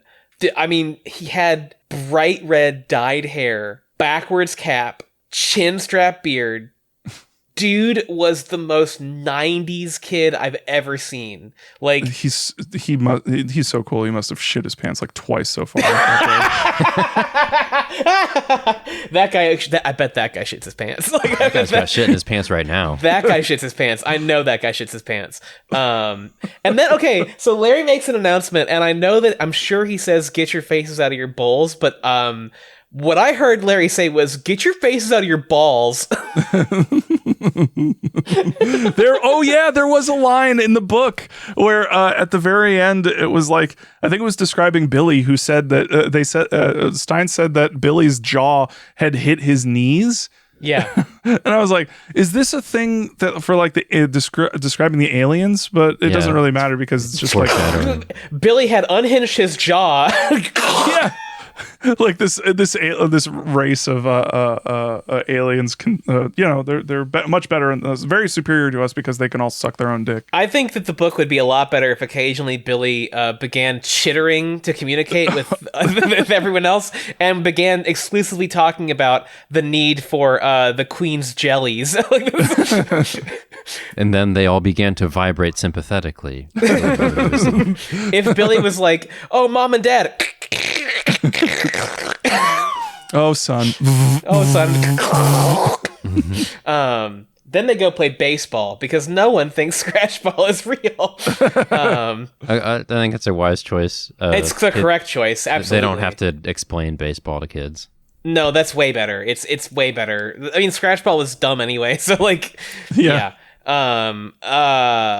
Then the Colin getting hit in the head scene happens, and it's so fucking funny when they cut to the picture of like dramatic picture, a shot of Colin's sunglasses on the ground with like one lens out. Oh, powerful. His helmet in slow motion Yeah. spins Yeah. to the ground with a giant ball-shaped dent in the back of it. Oh, it's like powerful. he wouldn't have brains anymore. There'd just be a hole. This is one of the Uncle Al Canadian moments too, because he says tough it out. Tough it out. Tough it out. Tough it out. And then they have survival night, which is the tent thing. Survival night is every night. Survival night's every night. Roger gets eaten. Same stuff happens. Jay comes out. They find Jay in the field, and he's screaming. They run, but there is one critical, amazing thing about this TV show, and it's maybe the best thing the show does, besides the Saber stuff. And it's during the sequence where they are afraid Saber is trying to get in the cabin. Colin spends the entire time in a full body sleeping bag with his face sticking out of it. And he is so fucking funny. And, like, the person filming it knew exactly how to frame the shot to make him look the dumbest possible. And also, they have someone off screen physically dragging him around. So, like, he'll say something and be like, Saber's coming. Like, close up, full frame of his face in the scene, like, Saber's coming. And then they'll... His sleeping bag is like this. It's big. It's yellow, like neon yellow, and they have it wrapped. It's like a mummy bag. So just his face is sticking out of it with the line drawn taut, so that it's just framing his face, and he looks like a bagworm or a caterpillar. Yeah, a caterpillar. Yes, I kept thinking worm or caterpillar. Yeah. Also, and they keep doing these like smash cuts to him, like zooming in on his face with a Dutch angle as he says like, something. Saber's coming. Saber's coming. And it's so good. It's inspired. Like whoever shot this knew exactly what they were doing, and like had probably worked on kids commercials where they do this sort of shot all the time. You know what I mean? Yeah. Like I also think this is extreme Jeff Goldblum in Jurassic Park energy. Like when he gets hurt and he's like talking quickly and like yeah. Which is funny that you mentioned Jurassic Park earlier. Of course. Yeah. There's a part where like he'll just like Colin will say something and then he's under the bed hiding, and so he'll like poke out, say something, and then someone off screen will pull him under the bed, like he'll just slide back under. And he makes like a pitiful sound when he does it too. He goes like, there's a part what is it? There's a part where so the cliffhanger of the episode is this is a 2-part, and the cliffhanger is the door bursting open. Okay, the door bursts open and it's Larry. So it's actually a better cliffhanger than the book where it's nothing. But like Colin says something and Larry brushes him off, and instead of just leaving it, the camera stays on Colin, who goes and slides out of the bed. It's amazing. It's he so makes fucking donkey good. noises. Everyone was screaming. Shut up. Real sick joke, guys. It's incredible. It's also incredible. We skipped it, but the way that we got here is he's still in the bag and the kids were running with the bag. With him. They had to carry him. Yes. Yeah, and it's clearly like nothing is in the bag. Like the kid, it's just so fucking funny. I think at one point they drop him. Yeah, they do. I also love that during the sequence, they all have flashlights, and literally everyone shines the flashlights directly in each other's eyes every time. Like every single time they cut, the flashlights go boop right in the eyes. Like, yeah, right in the face. And you know what? I already explained why they did this on the Drive Kid episode. But I felt it was exceptionally funnier in this one because right when they do that, Billy goes, "Get that shit out of my face." And then they proceed to do it for everybody the entire rest of the story. Yeah. There's more Saber prowling around the cabin stuff. So in this version, Saber actually was following them, which is kind of a good thing, kind of an improvement, I would say. However, we've reached episode 2 of this story, and at this point, the people making it gave up completely on everything. So Larry tells him to go to the lake, but Billy needs to go find the phone, right? So we do the fake phone scene. But before he goes, Jay says, maybe Mike and Roger's bodies are rotting away in the forbidden bunk right now, which is such a bonkers thing to say on a Fox Kids TV show. Yeah. Like, it would be like if on Power Rangers they blew up a monster and were like, his bones are rotting in the sun. He's in hell now with Satan. I won't rest Rita Repulsa until the vultures are eating your flesh in a hot desert. The fake phone is extremely obviously fake. Like, he pulls it off the wall and the phone is like rubber, but he still tries to use it. Like, it folds up and he still puts it to his face. I don't know. However, this is all irrelevant because instead of having Jay and Colin go on a hike, Jay and Colin are disappeared in the dumbest boat accident ever put on film. This is easily the worst part of both episodes. Easily. Billy comes upon them on the lake, on the still lake, in a canoe where they are rowing. Like, this is really fun, and they're both rowing in opposite directions. So all they could possibly do is go around in a circle. Like, this, like we're having a great time. They're spinning around. They're spinning around like idiots, and like Larry runs out and he's like, "You didn't put on life jackets. You got to put these on." So he throws them things that are not life jackets. Yeah. He throws them like a floating life preserver, and not even good ones, like a cute duck one. Like, and they stupidly stand up in the canoe to grab them, and then the canoe flips over. And we are led to believe that not only have Colin and Jay drowned in this lake, but also that when Billy goes to rescue them, Larry's like, "You want to go under too, man?" It's a still. They're 2 feet from the dock. Like, I rewatched this because I remembered it being really frustrating. And Billy declares he is going to jump in and save them. Larry tells him not to. They struggle on the shore for no reason. Yeah, Billy no is reason. thrown no in reason. and Larry shouts, "I was never here," and runs away. Which that part is very funny. That part's pretty good. And just want to real quick point out some real, like, if this happens to you in advice. For some reason, I've done a lot of research on this very topic because it's something that movies, or that people who think they know a lot about movies, like to criticize about movies where people like jump in and like save people or not saving people. Do that. I don't know.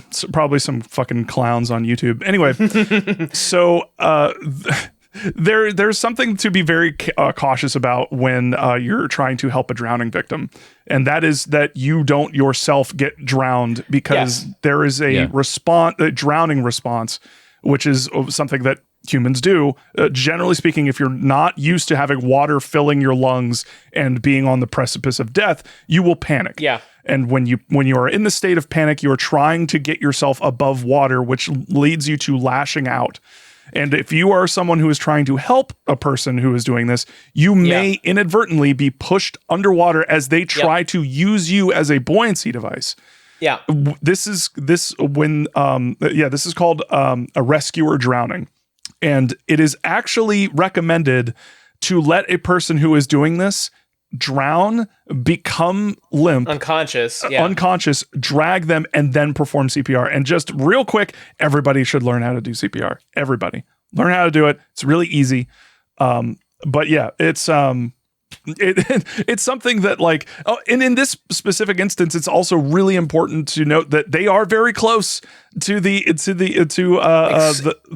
whatever it's called, the super close, the pier. super close. Also, it's also extremely blatant because, like, the flotation devices are literally next to them. Yeah. And they're just like, oh, I don't know. Oh no. And Roger, like, forces himself under extremely obviously. Yeah. He like does the whole, like, go up and then down. I mean, no one watching this could believe that there's even a remote chance that this is really happening. Just to come back briefly to the drowning safety, like, we covered this a bit in Boy Scouts when we were doing like ocean kayaking and things.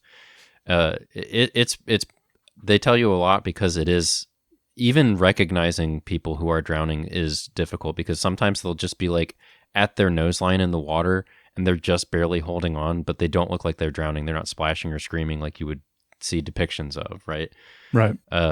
It is something that if you don't know what you're doing, you shouldn't even attempt it because you can get dragged down too. Exactly. Like if you don't know what you're doing, the best thing that you can do in that situation is get someone who does know what they're doing. Yeah.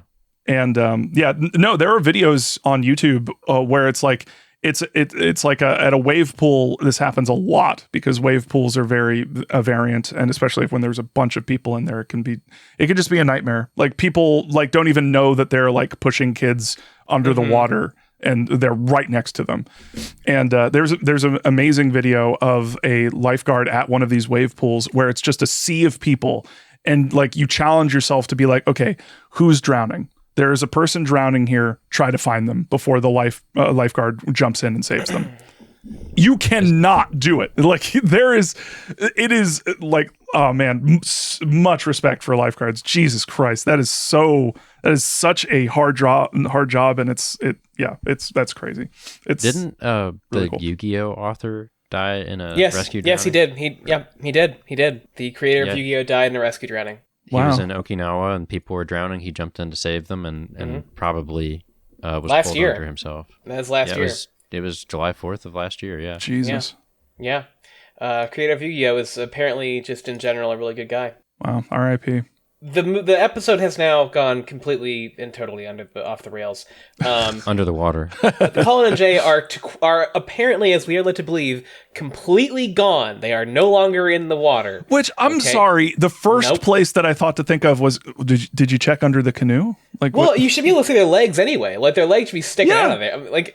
I mean, it would be hard. Also, I don't know if I can open my eyes underwater, but only in certain water. And I think we can safely assume that Billy, the greatest child to have ever lived, can definitely open his eyes underwater. Perfect soldier, Billy. Perfect soldier Billy.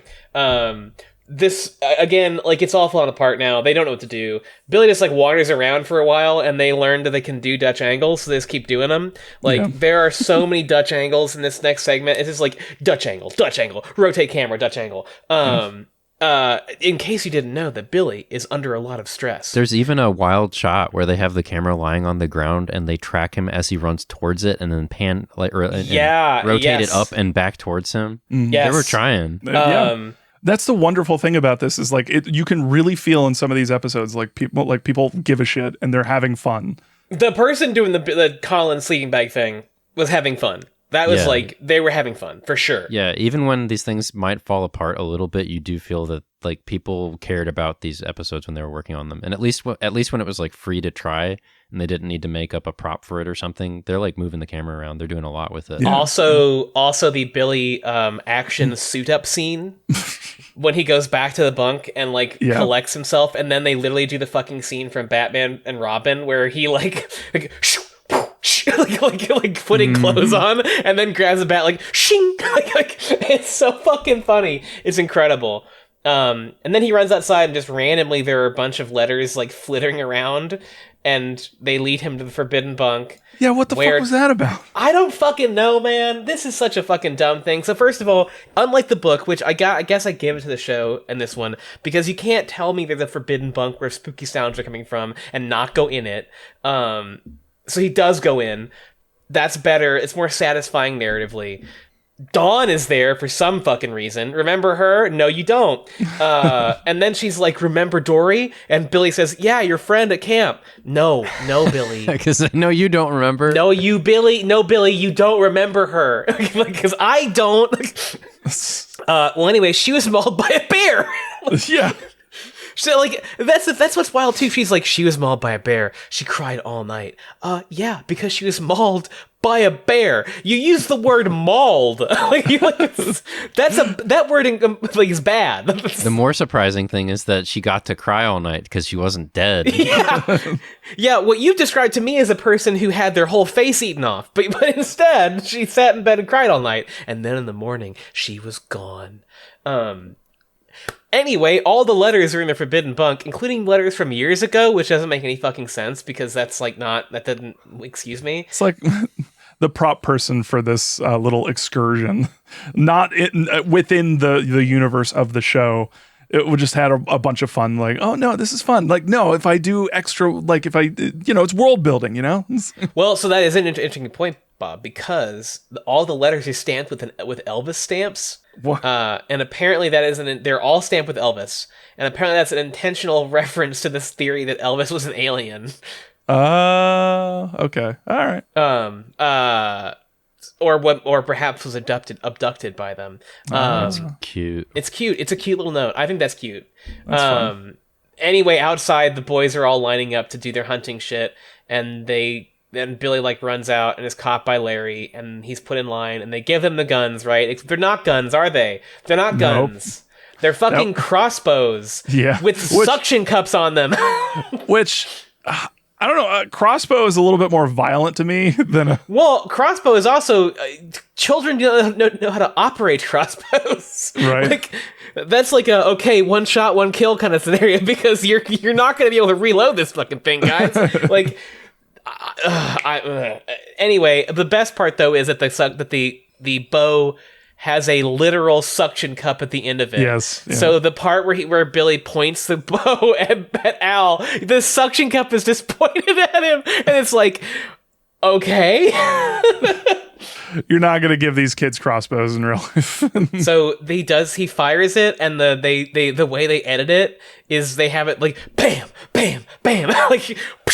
It's so fucking funny. Like, it does three cuts, and it does very big sound cues for each of them. Rule of threes, baby. Rule of threes, baby. What was that Bollywood movie that had the extremely dramatic character reveal with the lady in the car? It's like a famous clip from. It's not a Bollywood movie, I don't think. It's like an Indian TV show where they like keep cutting back and forth between people. And like it's the same kind of thing where the kid is falling off the cliff and they leap after him. It's like a lot of like very like cuts like between. It's yes. If I find it, you'll know it. With bokeh, and they keep replaying the same shot of the lady getting out of the car at different speeds. Yes, yeah. Anyway, the ending is exactly the same, except that unlike R.L. Stine, the TV show has some dignity and class, and doesn't ditch Saber entirely, and reveals to us that Saber was a robot the whole time, being controlled by someone like an animatronic. And it's a cool scene. It's actually very cool. Take notes, Jovial Bob. The coolest part of that being Earth in the sky. Oh yeah, then they cut to it's a dangerous planet called Earth, and they all look up and there's Earth completely visible in the sky. I just don't. I know what they were going for. They talk about the government. Oh, it's a government testing lab. I think it's stupid, but I think it's a good way to tell your viewers what's happening. There's no way to confuse what's going on. It stayed with me. I've remembered it. I've remembered my entire, since watching it as a kid, I remembered it. So, I think it works. Yeah, I have a sense memory of seeing that. And it's the way to, everybody knows what's going on. Even kids know now. Oh, that's Earth. What? He was aliens? He was aliens the whole time? That part, I think it's cheesy, but I don't think it's bad. I think it's, it's not good. It raises a lot of questions about where the fuck they're supposed to be. Right. But I don't think it the Twilight Zone episode they're ripping off, which is Third from the Sun. I'm sorry, they're homaging. Is they just say that it's called Earth and that's it. And that's what the book does. But I get it. I understand why they'd want their last shot to be something memorable, Yeah. They want something, a takeaway, It also looks terrible. I just want. Yeah, it does. It doesn't look good. Nope, looks bad. It's an older show, so I don't want to give them too much shit. But at the same time, it's clearly just cut and paste. It's just didn't even color match anything. It's just fucking Google Earth. Yeah, and then yeah. And with that, we have concluded our talk of welcome. A long trip to Camp Nightmare. It has been a long trip, but it felt like a long book. It did, didn't it? Over long for what it was doing and what it was trying to do. This took me maybe the longest to read of all the ones we've read. To get to the first third of the book was a lot for me. There's a lot of setup for not a lot of actual stuff happening. Yes. Yes. A lot of dropped ideas. I mean, Saber being the biggest one, I think. But Truly felt like zero step. Yeah, that was the most disappointing. Yeah, truly felt like 0 steps forward, like 18 steps back. Yeah. Review time. Time. Mario's patent review. Well, okay. Review. All right. I'll do it. I'll patent. Yeah. TM. Copyright symbol R for restricted. You have mailed this review to yourself. Yeah. So right, as we all know and remember, because of course I'm sure we all have adopted it now. My review system is a 3-part review. Part 1, or scale 1, is scariness. Is this book scary? Man, that's a hard question, because I think that it's like gory for a kid's book. A lot of stuff happens that is upsetting. I think if I was a kid and I was like not able to parse out the twist, yeah, I would be scared of some parts of it. I think there's like some, the sense of like being isolated at this camp and like people disappearing around you. That's spooky, I guess, or it's uncomfortable, but I don't think it's terrifying by any means. And Saber is like such a dropped thing, so I'm gonna give it a 6. Reasonable. I give it a 6. I think it's a reasonable number. Number 2 is relatability, aka the kids zone. I had not been to camp, so I can't relate to this really at all. But I leave it to people who've been to camp to tell me, is this relatable? I would say yeah. Yeah? Yeah, it's fine. Okay, we'll give it... I think the depiction of Book Billy is #relatable. Okay, I'm going to give it an 8 on that one. Nice. Now, the Stein factor... Oh boy. How is Steinness? This is R.L. Stein at his... Like, this is like if the past 2 books have been R.L. Stein operating at peak Stein, but also like it clicking and working, this is R.L. Stein operating at peak Stein, and it just absolutely not working for me. Like totally taking me out of it. I'm gonna say it's very high. I'm gonna say it's 69 because it's a funny number out of 10. This is Stein at his most sadistic. I got it. It's 60 Stein out of 10. Oh my god. Got it in one. That's what actually, no, what I should say is I'm gonna give it a number. Here we go. That's it. I'm not telling you what the number is. Oh my god. Forgot. That's it. There is no number. It wasn't real. There was no review. It was the letter B, because they were aliens and they used letters instead of numbers. Oh shit, good answer. So outside of this review structure, Bob, what did you think? I think I know the answer. I thought, garbage. Garbage out of 10. Mario, you said it really well with if the previous books were Stein doing what he was doing and doing all the things about when we read those books, it's like, why do we remember Goosebumps? Why is it so staying? And it's like, oh yeah, because some of these are really affecting. Like some of this stuff is really like good and creepy and kind of, it serves as the reason why I got into horror in the first place. This is not that. This is one of the dumbest fucking twists. Absolute garbage tier fucking Goosebumps. I don't know, it's hard for me to put a number on it, but right now, I want to say 2 out of 10, 3 out of 10. But 3 out of 10 is The Curse of the Mummy's Tomb. And here's the thing, I will take The Curse of the Mummy's Tomb over this, because at least it had confidence enough to have an ending. Bob, there's no ending to this. It's all bullshit. I don't dislike the twist as much as you do. I think the twist is charming to a degree. Like, it's very silly, but I kind of like it. Okay, if we're talking about the TV show, that's a different story. Okay, if we're talking about the book, what the fuck? I mean, okay, let's put it this way. I think the twist is conceptually good, but the execution could use some work, specifically Ari dropping a lot of plot points to get there. But it better than or worse than Mummy's Tomb? I don't know, Bob.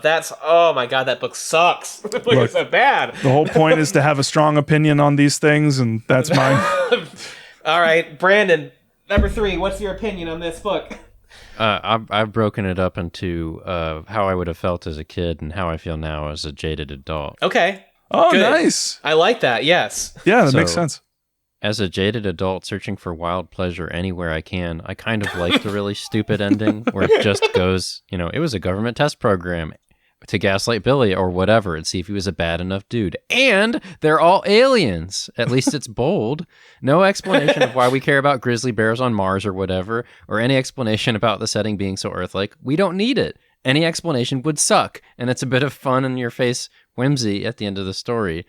And in the kids section, I had written, Book Saber isn't real. Book Saber is just made up, an embodiment of the lies and paranoia spread by the counselors. It does echo an actual phenomenon in camp life, like campers are often warned of dangerous mythical creatures in the woods to avoid, and I'm sure like most young scouts today are still invited to go on a snipe hunt at some point in the night. But where's that? I had a fucking cool monster on the cover. I wanted a cool monster encounter. I wanted a climactic encounter with the cool monster, or at least like he would have to throw Uncle Al in front of the monster who was charging or something like that.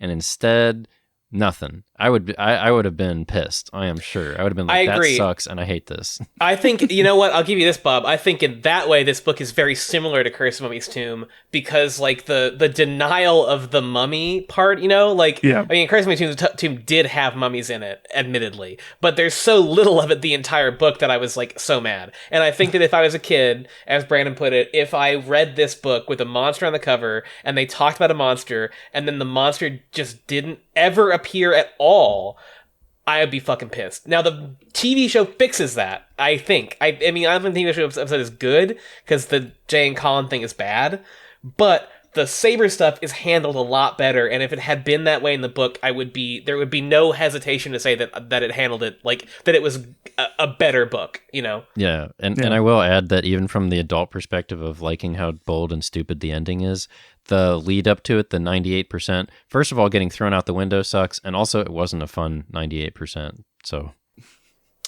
It wasn't. It was not. I don't think it was very fun to read. Right. I also think that, in a book where you're basically telling the kids, like, look, here, these are morals to live by. I think neglecting, like portraying all of these people, and especially in the TV show version, it's like they make a very specific point about how, no, he cares about his friend. That's why I'm making him, an honorary, camper of the week or something. When Billy went back to help out Mike. Yeah. Whereas, and then in the book, it's just like, fuck Mike. Mike is annoying. There are a couple times when Billy is like, he's my friend and I should, but then also like a bunch of interior monologuing about how like he's just fucking annoying. Yes. Absolutely. Yes. Yeah. And like serving. And then at the end, when it's just like, oh yeah, we're doing this so that you can learn specific things. It's good to follow orders, but it's also good to know when to not follow orders. And here's a just thing for standing up for, and here's a rule for saving this person, but no rule for like, fucking giving a shit about Mike, because that's just like, no, don't fucking care about Mike. Nothing fucking was wrong. I'm working through a lot of I see you're feeling it's out. Yeah, you're getting this. Yeah. I think that I think also I feel for Mike. The message takeaway is kind of weird as well, because it's like, so this whole thing was a weirdly manipulative test put on by his parents, and all these kids aren't real and they're all actors. That would fuck you up. Like, are you kidding me? Like, I'd be so pissed at my fucking parents. Like, yeah, Camp Gaslight. Yeah, he's the perfect soldier, so I guess he'll be fine. But yeah, it's like, oh, okay, so they weren't my friends. Like one of the most important aspects of the Truman Show is how it affected Truman, and portraying that kind of level of absolute paranoia and like just feeling like you're going insane. And like Billy's just like, oh, okay, I guess this is just this is cool. In contrast, like the same twist does happen in the Twilight Zone, but the episode is not like all the stuff that happened before is rendered irrelevant by the fact that it isn't on Earth. It's that all the stuff is still happening and it still mattered, and it's just that the place they're going to isn't a different planet, it's Earth. Like, yeah, they were all real people experiencing real things, and there is a real threat. It's just that you didn't know what planet it was on. Right. It's like it was all just a dream level of, oh, come on, fuck that. Yeah, yeah. It's like, oh, fuck, man. It's like nothing mattered. Yeah, but there is something that you could do. You could play with. It was all a dream. Like, this is just it literally doesn't matter what happened to this point because it's all explained away by it was just a test. So nothing anyway. All it reveals is what we already knew, which is that Billy is good. Right. That's the takeaway, is that Billy was a good kid. So it's not a test. I mean, that's the thing, too, because at no point was he tested. Because at no point did Billy debate doing any of the things he did. Yeah. When shit happened that was bad, Billy just fixed it. Or when people were like, let's go to the Forbidden Bunk, he just said no every time. He didn't debate it. So, there is no dilemma. The dilemmas don't exist. Right. In this book. And I would make the argument that for a book for children, it's really important to portray these arguments so that kids can know that they're allowed to question these things. It's okay to question authority. But here it's just no, you just have to be a good kid, and being a good kid means following orders, also not following orders, saving people, and also not saving people. Yeah. Yeah. Just be perfect. Anyway, all right, everybody. Thank you very much for joining. What? We have to predict the twist. No. I'm just. I have. I'm gonna do the Patreon website. We're doing after. Okay. Okay. I'll shut up. I'm sorry. No worries. No, do not apologize. Sorry. I failed. I can't go on the expedition to Earth. Oh my god. You're not a perfect soldier. I'm not Billy. I'm sorry. You didn't. You didn't. I'll never be Billy. I'll never move.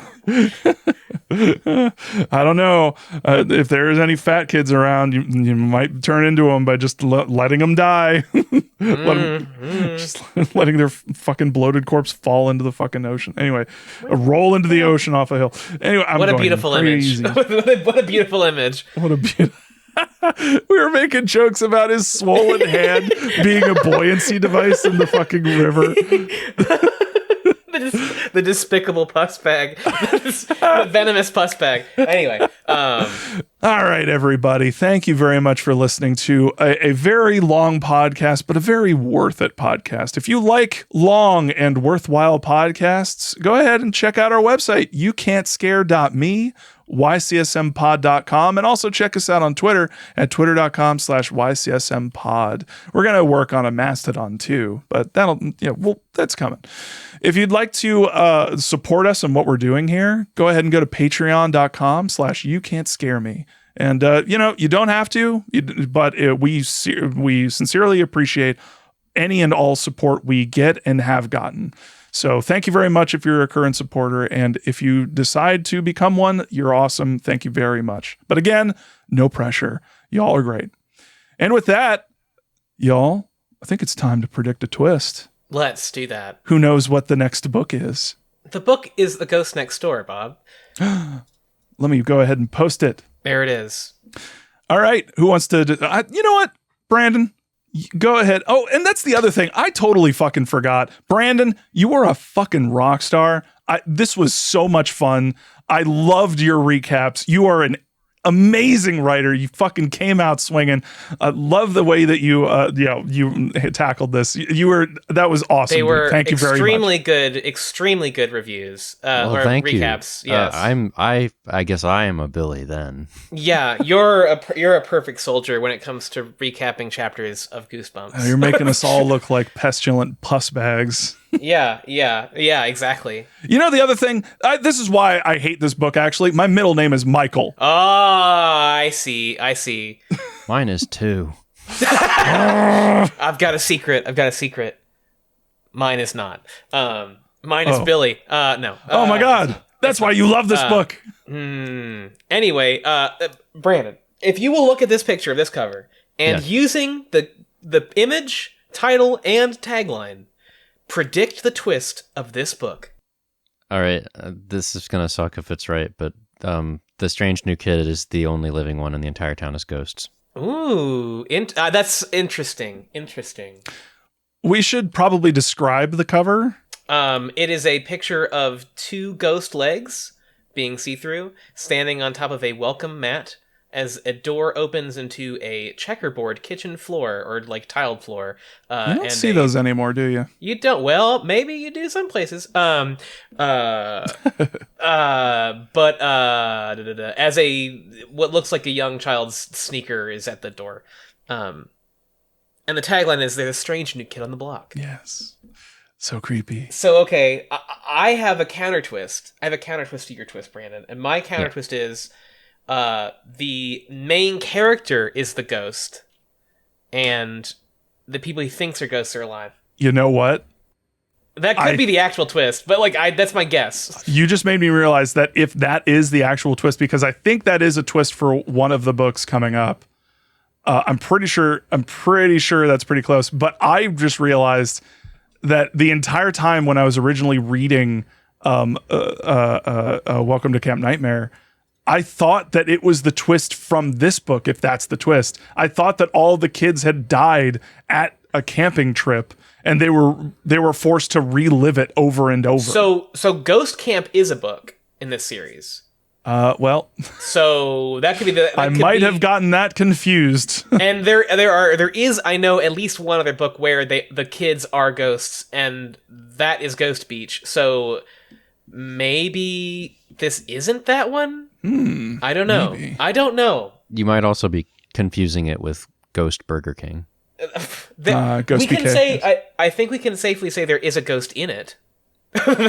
Yeah. True. Unless it's not a ghost. Unless it's alive and it's not a ghost at all. God, the fisheye in this is it's so cool. God, it's really cool. I think Someone it's a very good job cover. with this. I think it's a very good cover. I was going to say, like, I don't like the color I don't like the two-tone. The colors that are being used for the border are... the diary, the pea soup colors they're using? Pea soup and peach. Like that. It's Booger Man. Yeah, it's Booger Man. Yeah, it's really nasty, but the art is so... Oh, man, it's so good. I think this is an extremely... This, to me, is the cover you might think of when you think of, like, the standard for young adult horror. Do you know what I mean? Yeah, like, I hear you. This is like... Oh, when you're looking at young adult horror books on the shelf, this is the kind of cover you expect to see. The light is so cleverly given, and it's got like a really powerful like contrast because of the teal and orange without looking, like you might think of teal and orange. Like the wood where the light is hitting it is very orange. Yeah. The cold and it's very blue, and like night just immediately outside of it, very sharply defined light, and a soft shadow from the kid's foot on the inside. It's pretty good. Yeah, I really like it. The shoe's a little fucked up though, but whatever. Yeah. Maybe here's this. Maybe he's a centaur. Oh yeah, the entire time. I love that. Yeah, everyone's wearing what is it, Converse? Like in these. Yeah. I forgot that was a thing with these books. It's like everyone's wearing the same type of shoe. No variants. Well, I just scrolled down and checked the differences between the classic and the original, and the first one is all mentions of Mr. Chesney having a shotgun are removed. I can't wait to find out where the shotgun is in this book. Oh, Mr. Chesney. Oh, jeez. Also, this kid is clearly a katakasa because he's just got one leg. Oh yeah, So he he's is. the ghost. Maybe he's a yokai. Incredible. Has R.L. Stine ever delved into yokai? Probably not. He should though.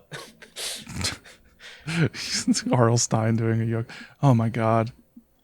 Suddenly, R.L. Stine having anything to do with like what's his name? Horror manga. Junji Ito. Yeah, Junji Ito. Junji Ito and fucking R.L. Stine are joining forces to absolutely fuck up kids. The kid whose brain turned into a snake and came out of his eye socket.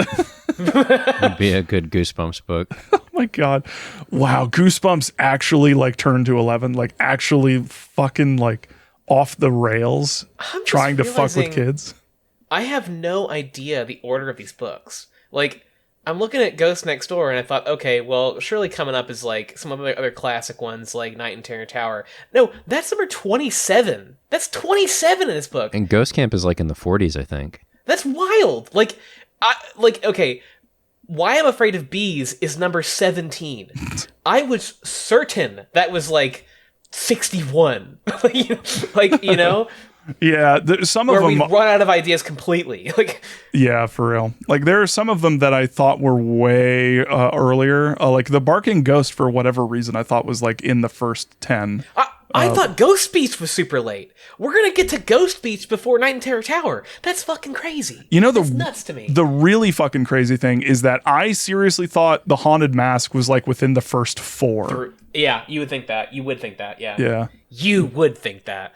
But guess what's happening after Ghost Next Door? Hey. It's got to be like the effect of having like a monthly. If he had to turn each of these out like in a month, I'm sure that there were some months where he's like, I had this idea. It's not really panning out. I'm not super into it. I'm kind of phoning this one in. And then the next one, he'd actually like get on a hot streak and be like, actually, I like where this is going. And work a little harder. Yeah, knowing that, it does kind of make sense why I'm Afraid of Bees is number 17, you know? Like, also, oh yeah, and it's right after One Day at Horrorland. Like, that had to be a big idea one. Mm-hmm. Yeah, and then, oh boy, Monster Blood 2. Oh, Monster Blood 2, Jesus Christ. I wonder, yeah, we'll find, oh wait, no. Yeah, we'll get to that episode. I think they did an episode on Monster Blood 2, right? Pretty sure they did. No, they didn't. Oh, they didn't? Okay, never mind. That's right, because they did more Monster Blood instead. I'm so excited to do Haunted Mask, y'all. Yeah, I know. All right. I think we're all done. I hit the record button. Yeah, thanks so much, Brandon, for doing this. You're that was really awesome. And you know, if you ever wanted to come over for just let me know. Oh, I mean, yeah, I'll definitely come over for. We hear in this we love. You know what? I think we all agree that we love. Oh man, when we do, I'm so excited to. And I can't personally wait to partake in. Oh, it's gonna be so. Oh man.